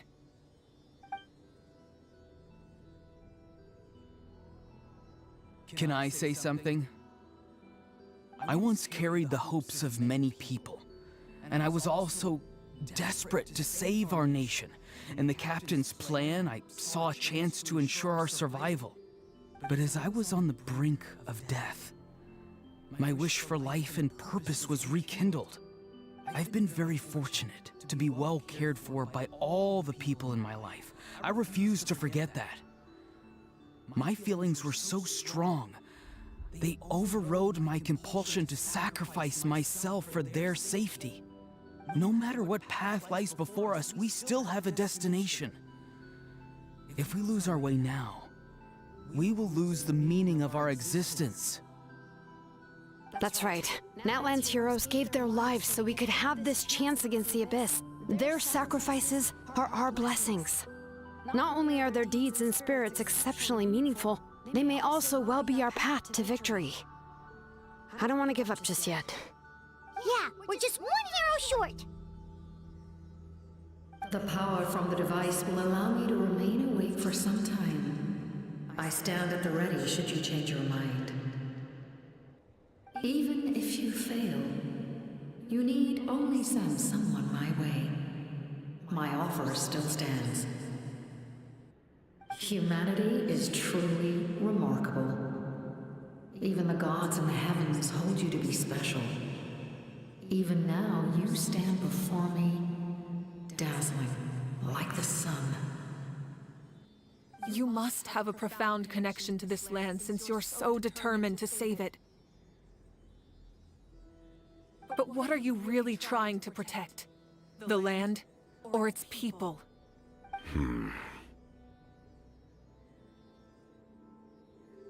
Pretty sure he wants to hear what you have to say, Traveler. Fine. I suppose we can wait.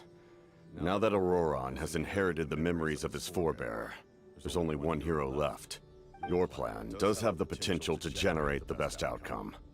In the meantime, you shall have the aid of all the Fatui under my command. Thank you.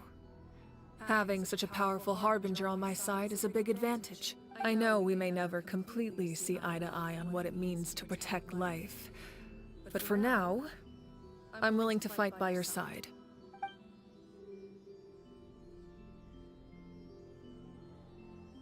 All right, we should let everyone else know about the plan. They're probably still at each other's throats outside. Good idea. We need to explain the situation. Oh, guess we'll stick around then. I'll update everyone outside. Let's meet back up at the stadium.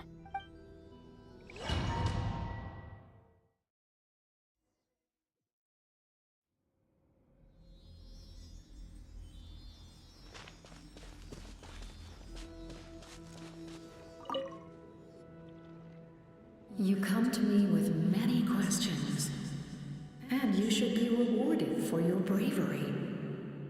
Ask, and you shall have the knowledge you seek. They do not like being mentioned by name by any living being. Be it the one you wish to know about. I call her the ruler of death. She helped Natlan establish the rules. It was also under her guidance that I created the Night Kingdom. It was an expression of love, as well as an act of reparation. She was seen as having significantly overstepped her authorities as a Shade, which she succumbed to self-pity as a result, and no longer cared if others discussed her identity. Even so, her existence remains unknown to all but a select few. Self-pity? Please don't tell anyone I used that word. I'm just trying to speak plainly to conserve energy. You come to me with many questions, and you should be rewarded for your bravery.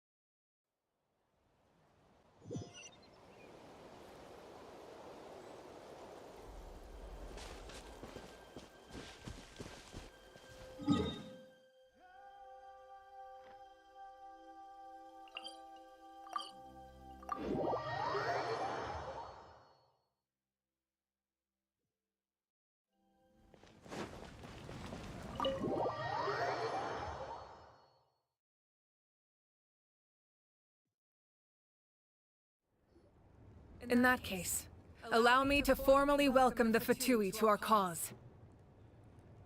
We now face a common enemy. It's time to put our differences behind us and look to the future. As for Auroron, his actions may have been out of line, but I don't intend to punish him right now. I'd rather give him a chance to prove himself. A magnanimous decision. We're back! Whoa. Seeing the two of you chatting like this, Paimon almost feels like she's dreaming. This may be an unexpected outcome, but a favorable one nonetheless. Now that we're all here, I have some questions of my own. Tell me, how did you discover the source mechanism? We weren't getting any closer to obtaining the Gnosis, so I had my men scour Natlan for a different option.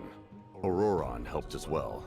We tracked down 3 scholars, Aberawa, Bosomtwe, and Kushtal, and combined the results of their research to locate this ancient device. I've never heard those names before. Seems like my own investigation failed to locate some critical personnel. I'm just not sure how I missed them.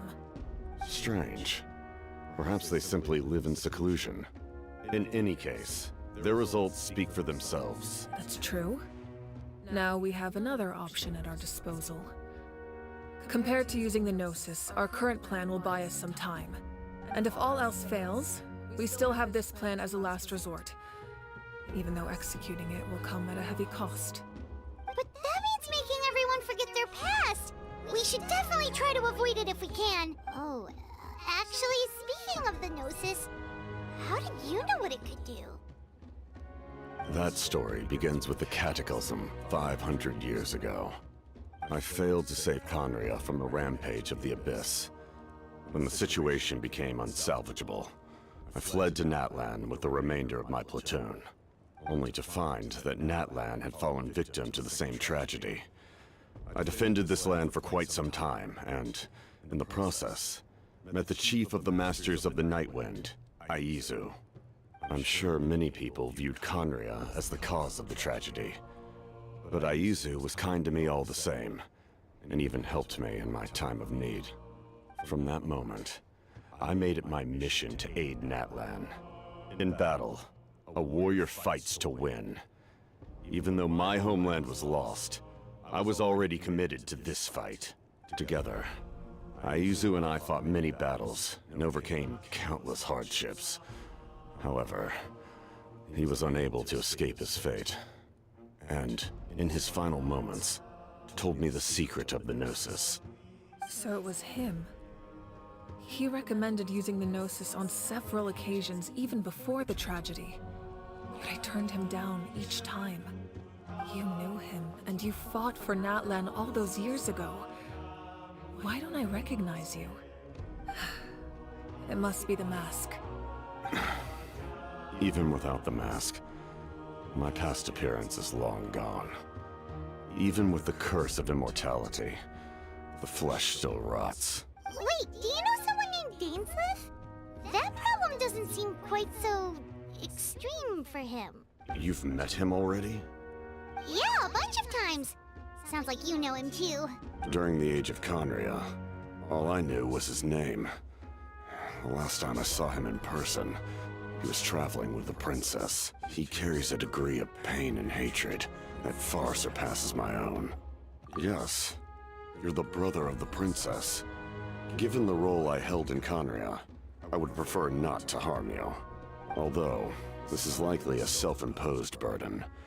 If the princess saw me now, I doubt she would even recognize me. As for your question, I don't know how Dane managed to slow the deterioration of his body. My appearance is much changed, and that's not the only thing. Even my physical strength is a shadow of what it once was. I would have never known. During our battle, it felt like I was fighting against the pinnacle of human strength. And I still lost.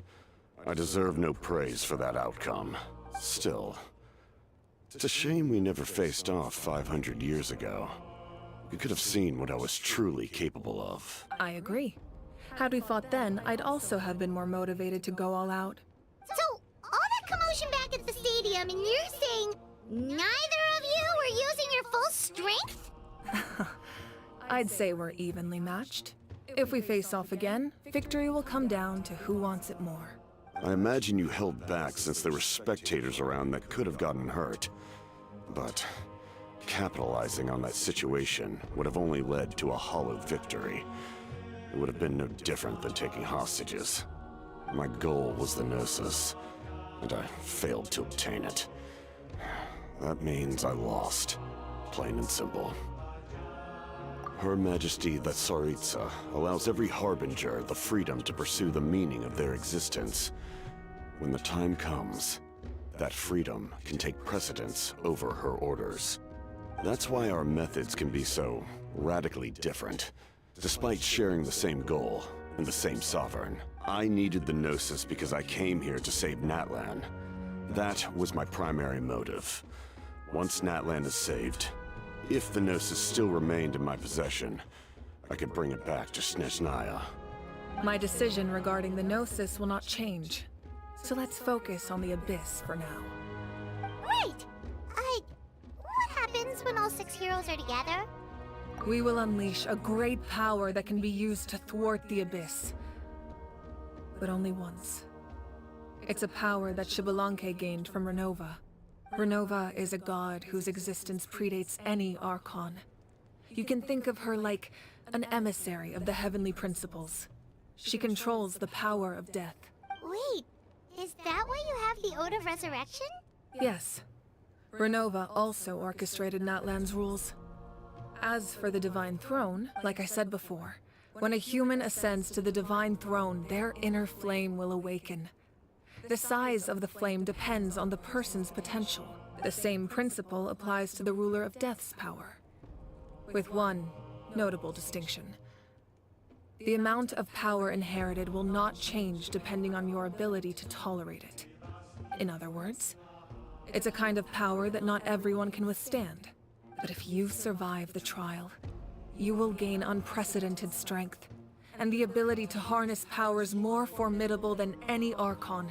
That still sounds really We cannot walk this path without accepting risk. Mualani charged into the Night Kingdom despite the abyssal contamination.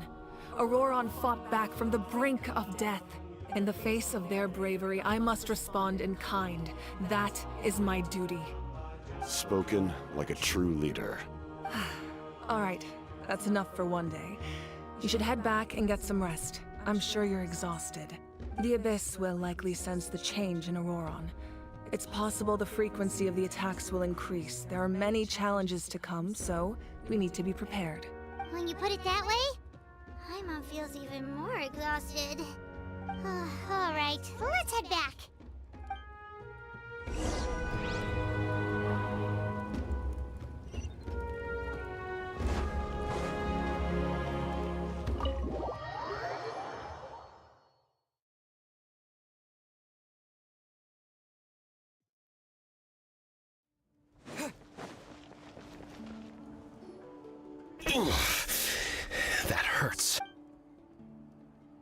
The monsters keep increasing in number. It's like something changed. It's definitely unusual, and we should all be careful. But don't worry too much. You have us by your side. If there's one thing the Abyss fears, it's strength. If they think we're easy prey, they've got another thing coming. Oh, someone's calling us.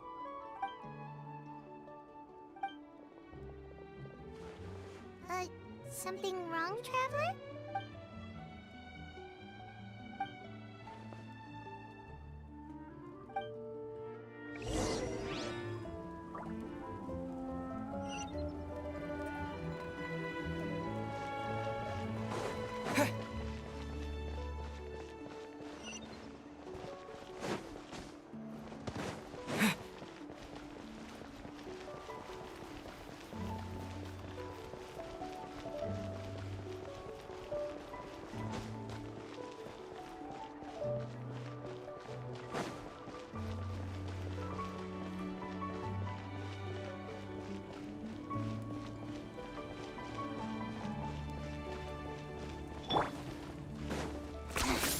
Points for agility.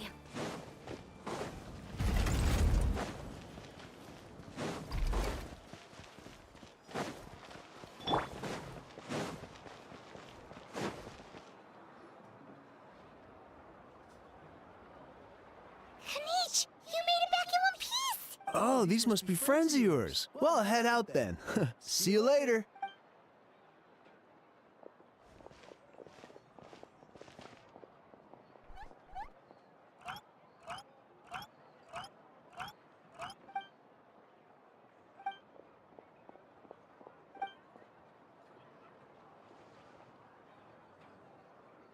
Yeah, a lot happened while we were in the ruin. We'll tell you about it some other...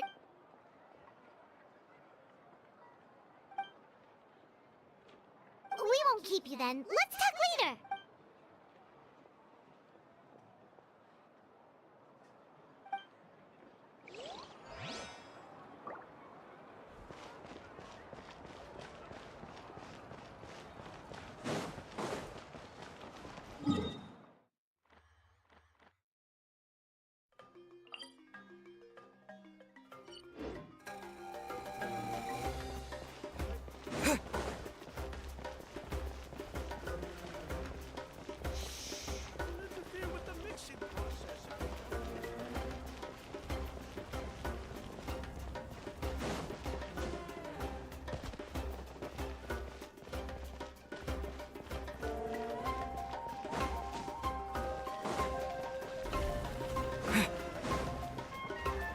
Okay.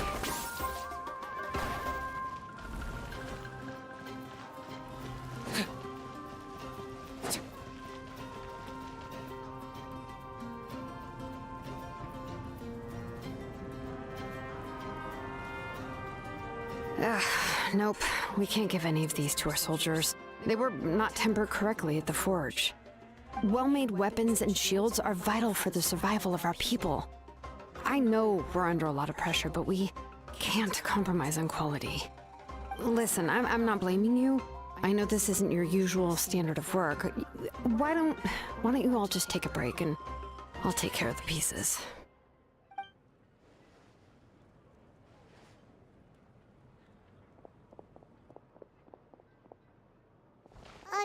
Hey, Shilonen? Is something wrong? Nothing I can handle. Just, some rushed defective goods, that's all. Even the most skilled craftsmen make mistakes under pressure, and if you two want to avoid the same fate, you should really get some rest. You must be exhausted too. Don't worry. I like it that way.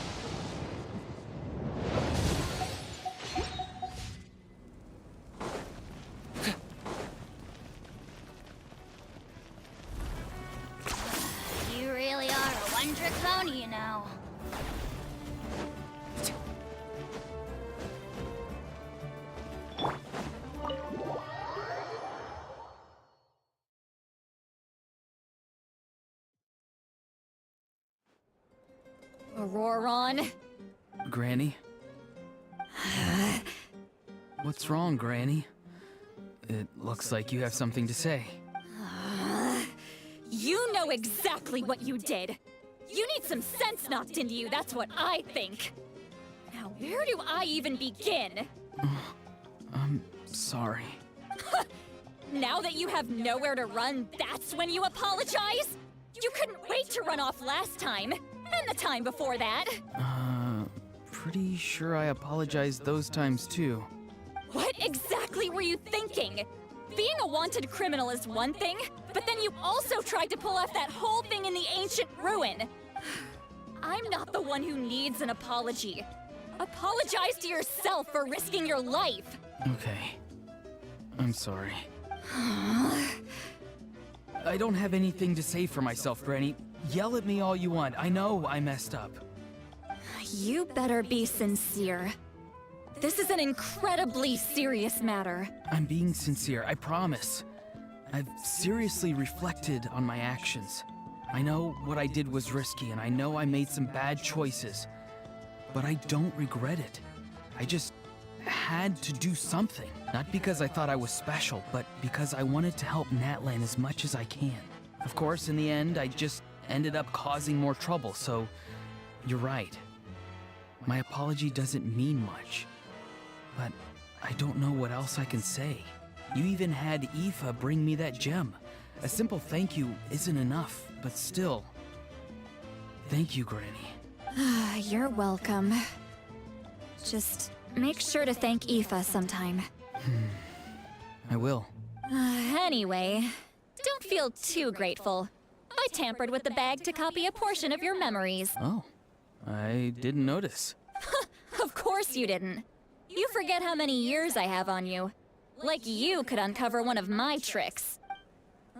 Anyway, I have something else to tell you. The Pyro Archon has discussed your case with the others.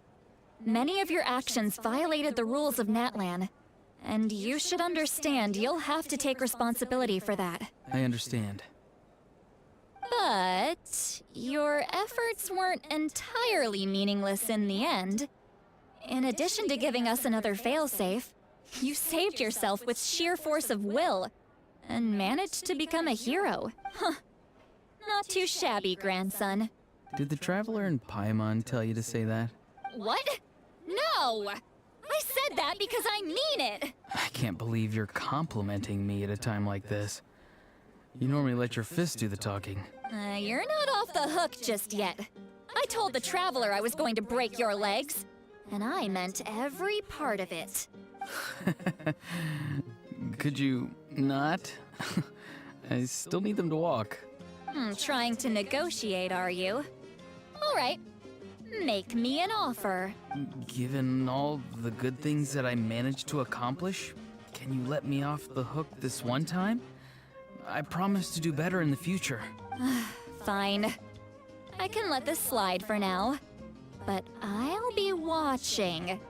We'll see if I change my mind. Oh, Traveler, Paimon. Didn't expect to see you here. Hello. Yes. Looking after these little rascals is rather exhausting. Taking care of the Traveler isn't easy either. Paimon's life is an uphill battle. Traveler, Paimon, I want to thank you for your help back at the ruin. I won't. Let's get together sometime. If Auroron really wants to thank you, he can treat us all to a tasty meal. Sounds great. We'll be there.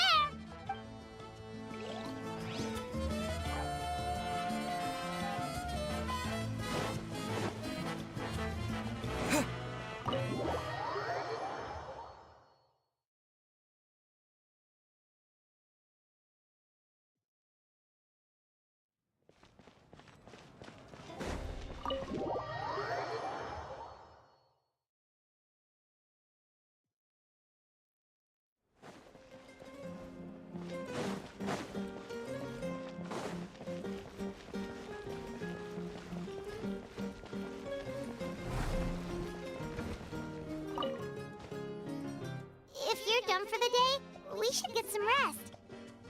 has a feeling we'll need it for tomorrow. Alright, let's take care of that first then.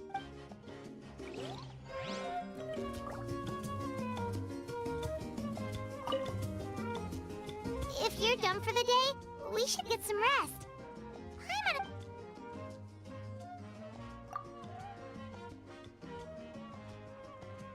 You ready? Yep. Let's go meet the Lord of the Night.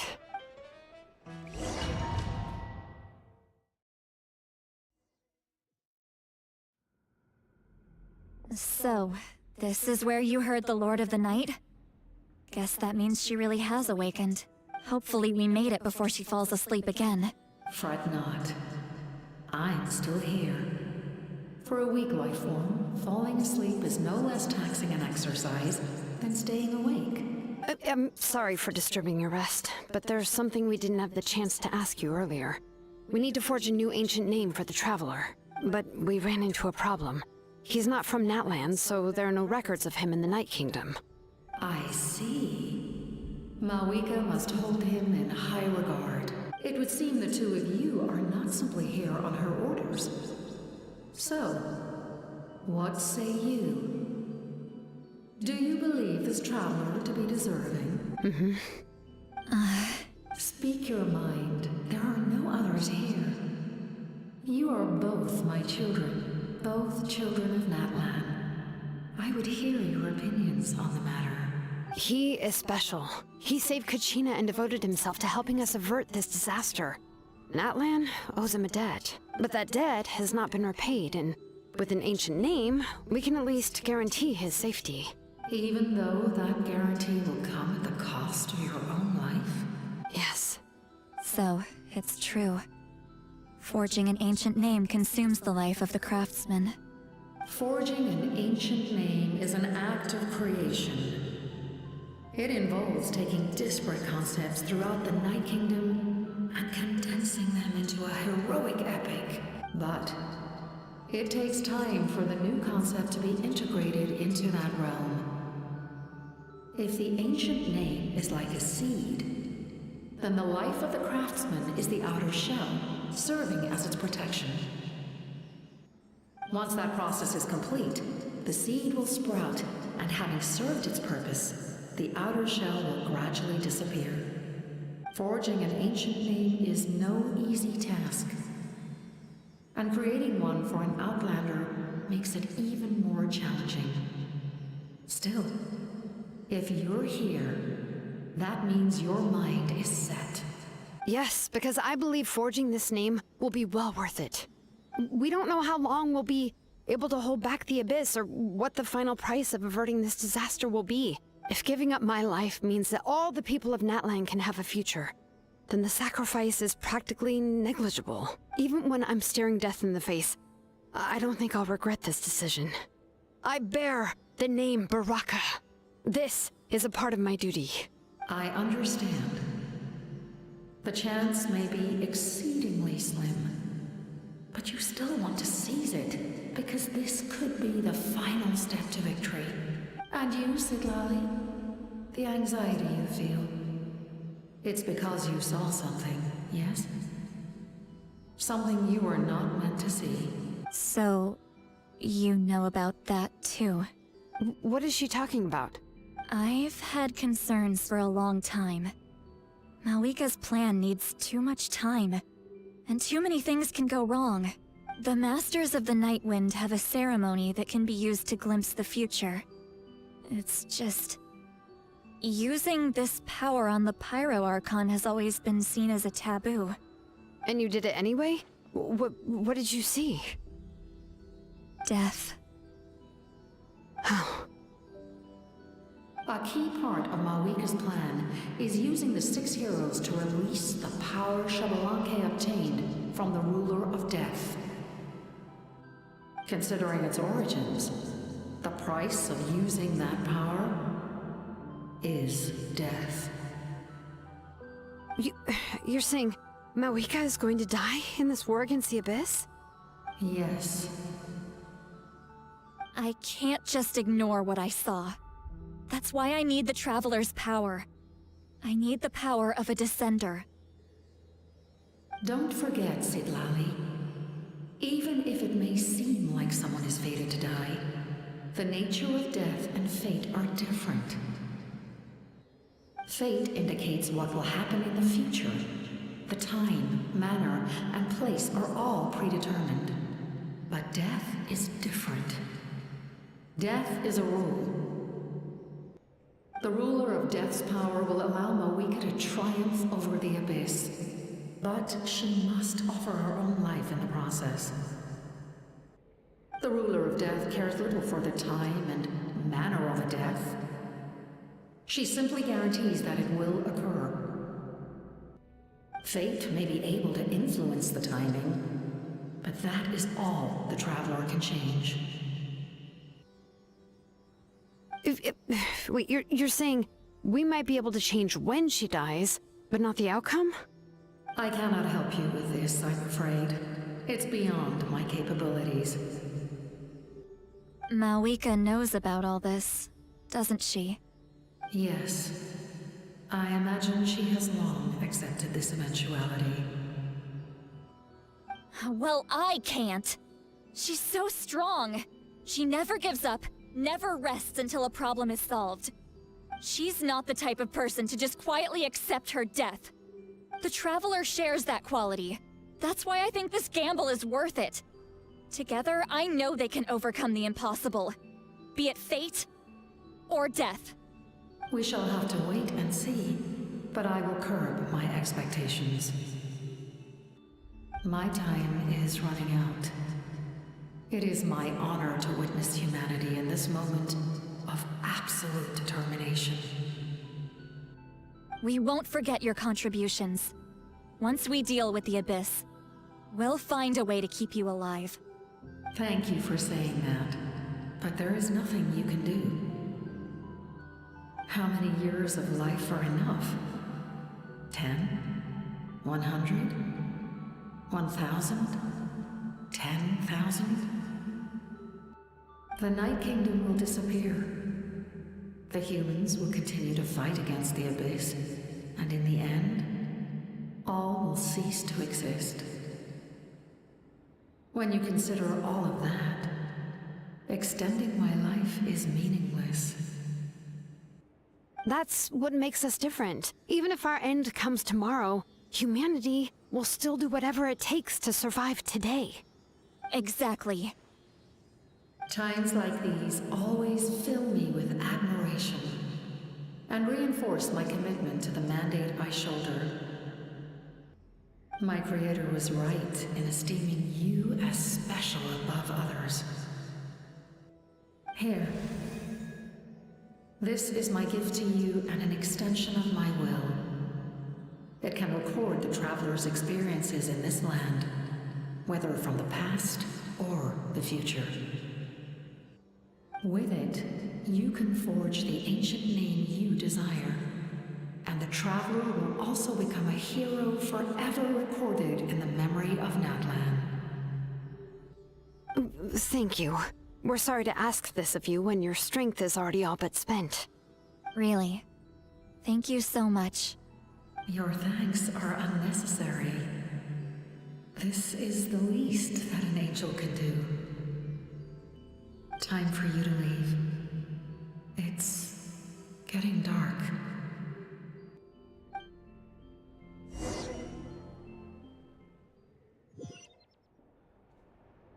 I can't sleep with all the noise outside! Forget it, let's go check it out. Shilon and Lolly, is there a reason you're up so early? We went to see the Lord of the Night, and she gave us this. Like I said before, I couldn't forge your ancient name because there was no record of you in the Night Kingdom. But with this, we can finally record your deeds. Just keep it with you during your time in Natlan. And eventually, it'll be full of your adventures. Really? Let Paimon see!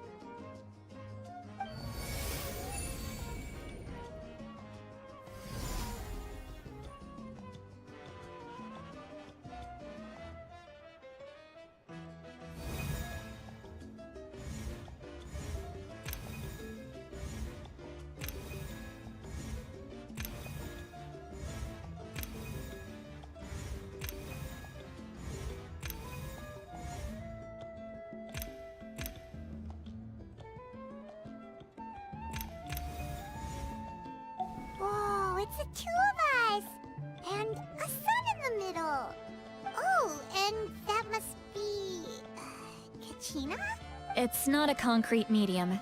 It reflects the Lord of the Night's will, and shows what she wants you to see. Oh, in other words, don't worry about its form.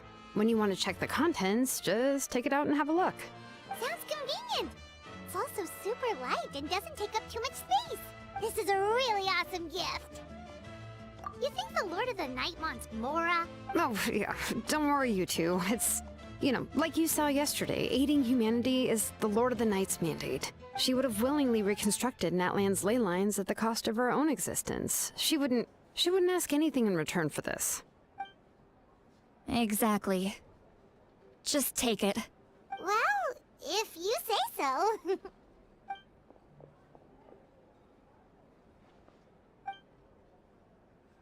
So soon? We just fought them off. We can figure that out later. Let's go!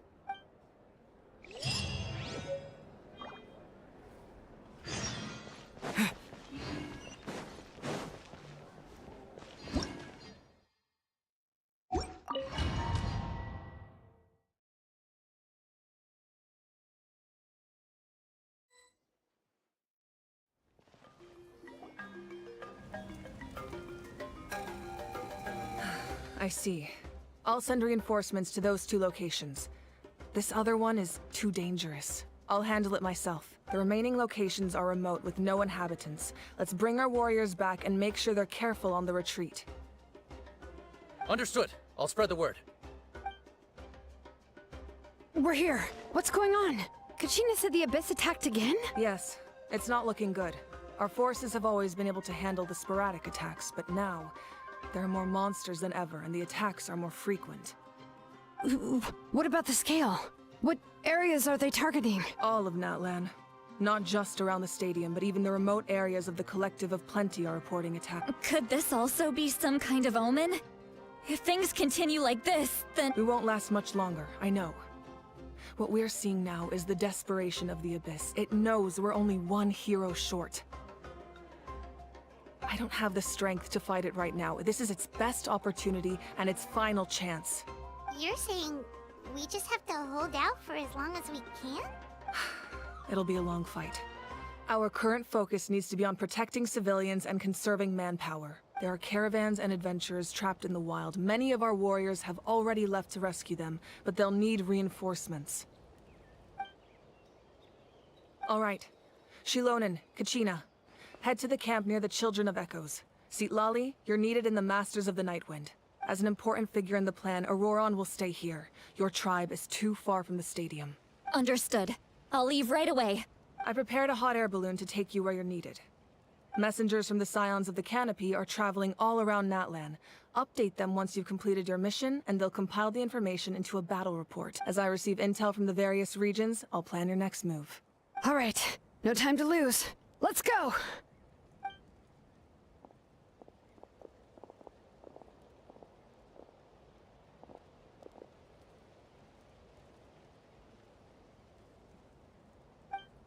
What about us? Where should we go? I received word that a small team escorting civilians back to the stadium was attacked. They won't be able to hold out for long. Can I leave them to you? Thank you. The hot air balloon is over there.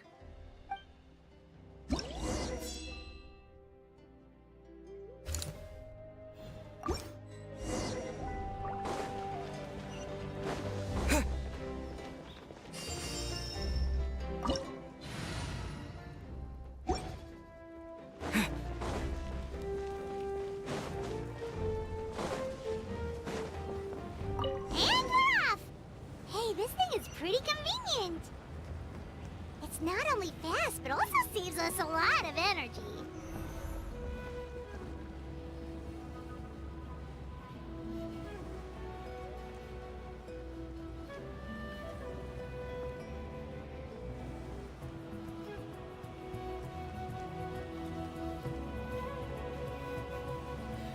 Whoa. There are warriors fighting everywhere. Seems like chaos in the making. Good thing for those battle reports.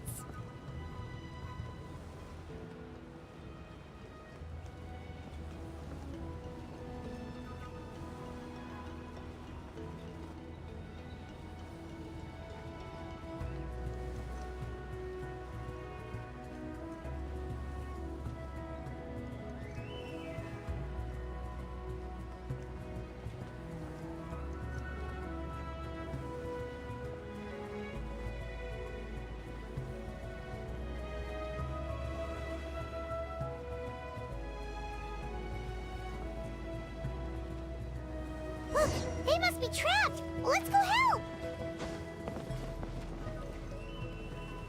Reinforcements! Thank goodness!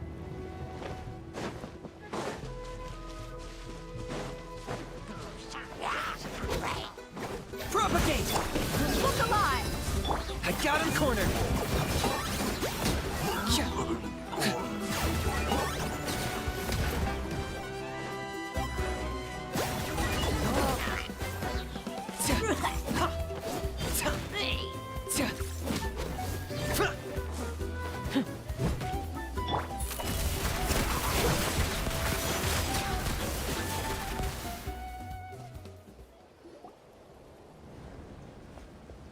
Thank you for coming. We were almost at the breaking point. There were just too many monsters. They just kept coming, wave after wave. I've never seen it this bad. At least we got here in time. You all should get going. I know, but it's not that easy. A lot of people were hurt in the battle just now. Our cart was also attacked, and now our supplies are scattered everywhere. That's not important right now. We need to focus on getting out of here alive. I know, but these were medical supplies. What if they need them back at the stadium? It's them! Over here!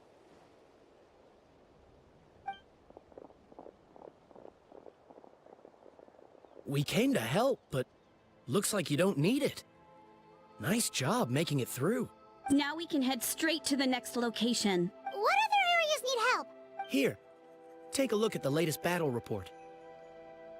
Messengers from the Scions of the Canopy are traveling all around Natland to pass along the latest intel. If you see a messenger from the Scions of the Canopy, feel free to ask them about the latest battle situation. Thanks! Now where should we go next? Seems like you can hold your own in a fight, so let's split up. Choose where you want to go and we'll take the rest. Still looks like they could use some help here, though. These supplies are really important. What should we do? It's all right. Don't delay your rescue efforts on our account. But if we stay here too long, the monsters might come back. What do you think, Traveler? Should we stay and help? Paimon will do whatever you decide.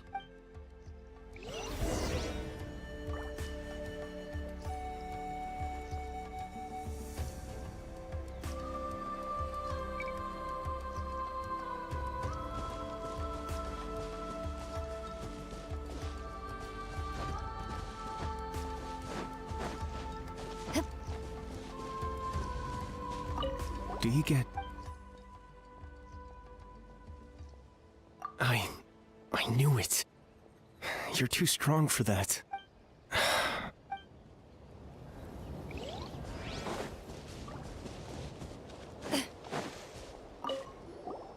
Traveler, can I ask you a favor? My mother's a doctor.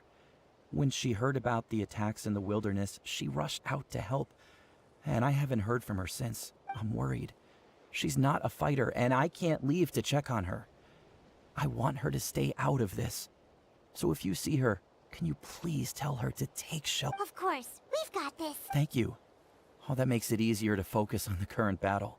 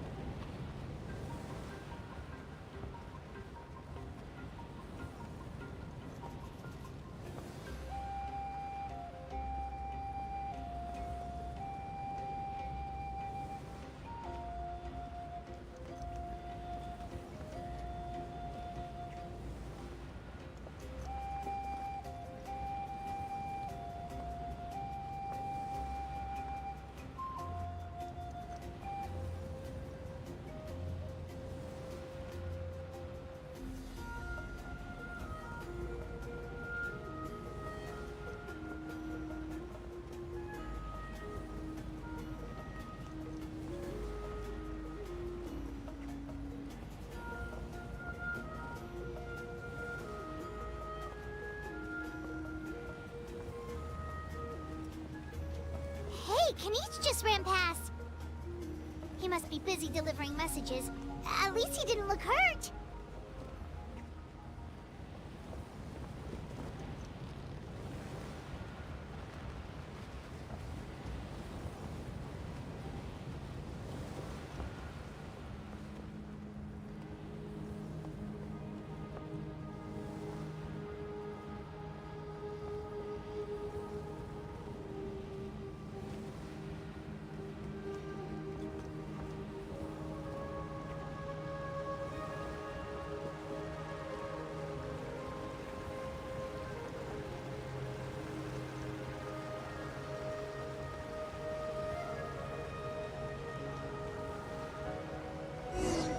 Everything looks good so far.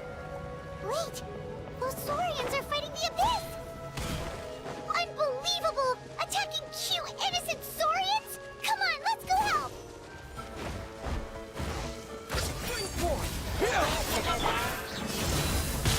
Hunt them down.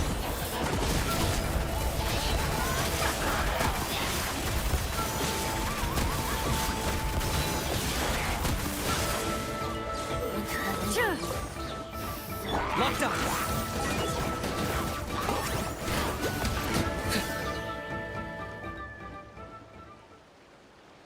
It's alright. You're safe now. The bad guys are all gone. Go and find your friends, okay? It's dangerous out here. It's best to stick together. Okay, then. Shoo! Shoo! Come on, shoo! Nope. Still nothing. Wait. There's something on the ground over there.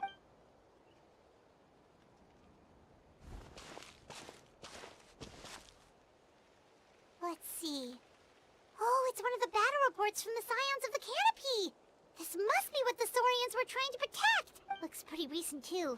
We can use it to figure out where to go next. You're right. Maybe they just dropped it by accident, though. Anyway, we saw the battle report, so you guys don't need to worry anymore. Huh. Still no response.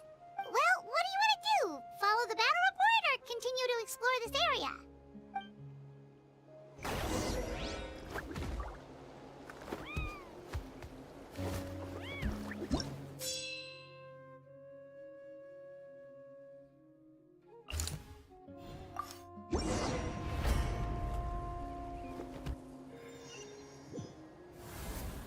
This is the place. Let's go help.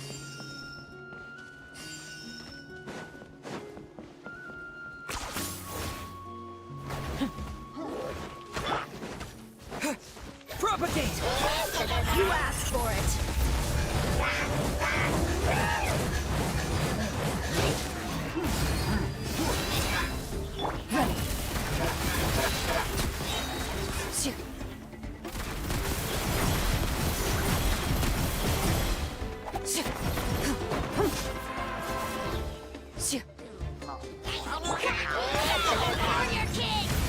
I got him cornered!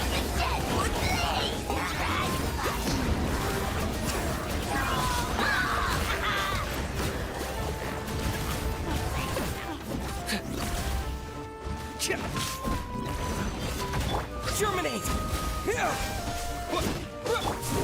Evil looks. Shoot on sight. Loaded.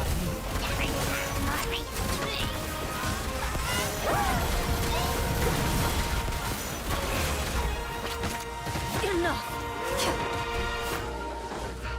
Target acquired.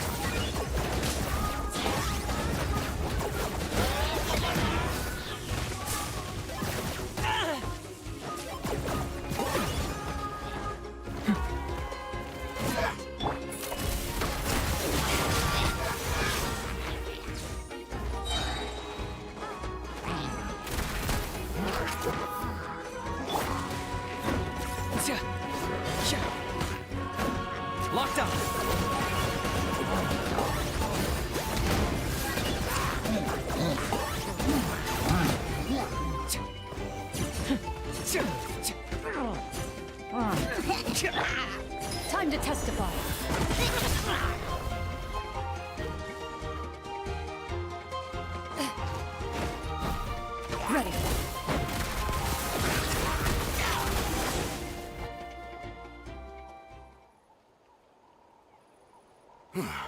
Thank you for coming.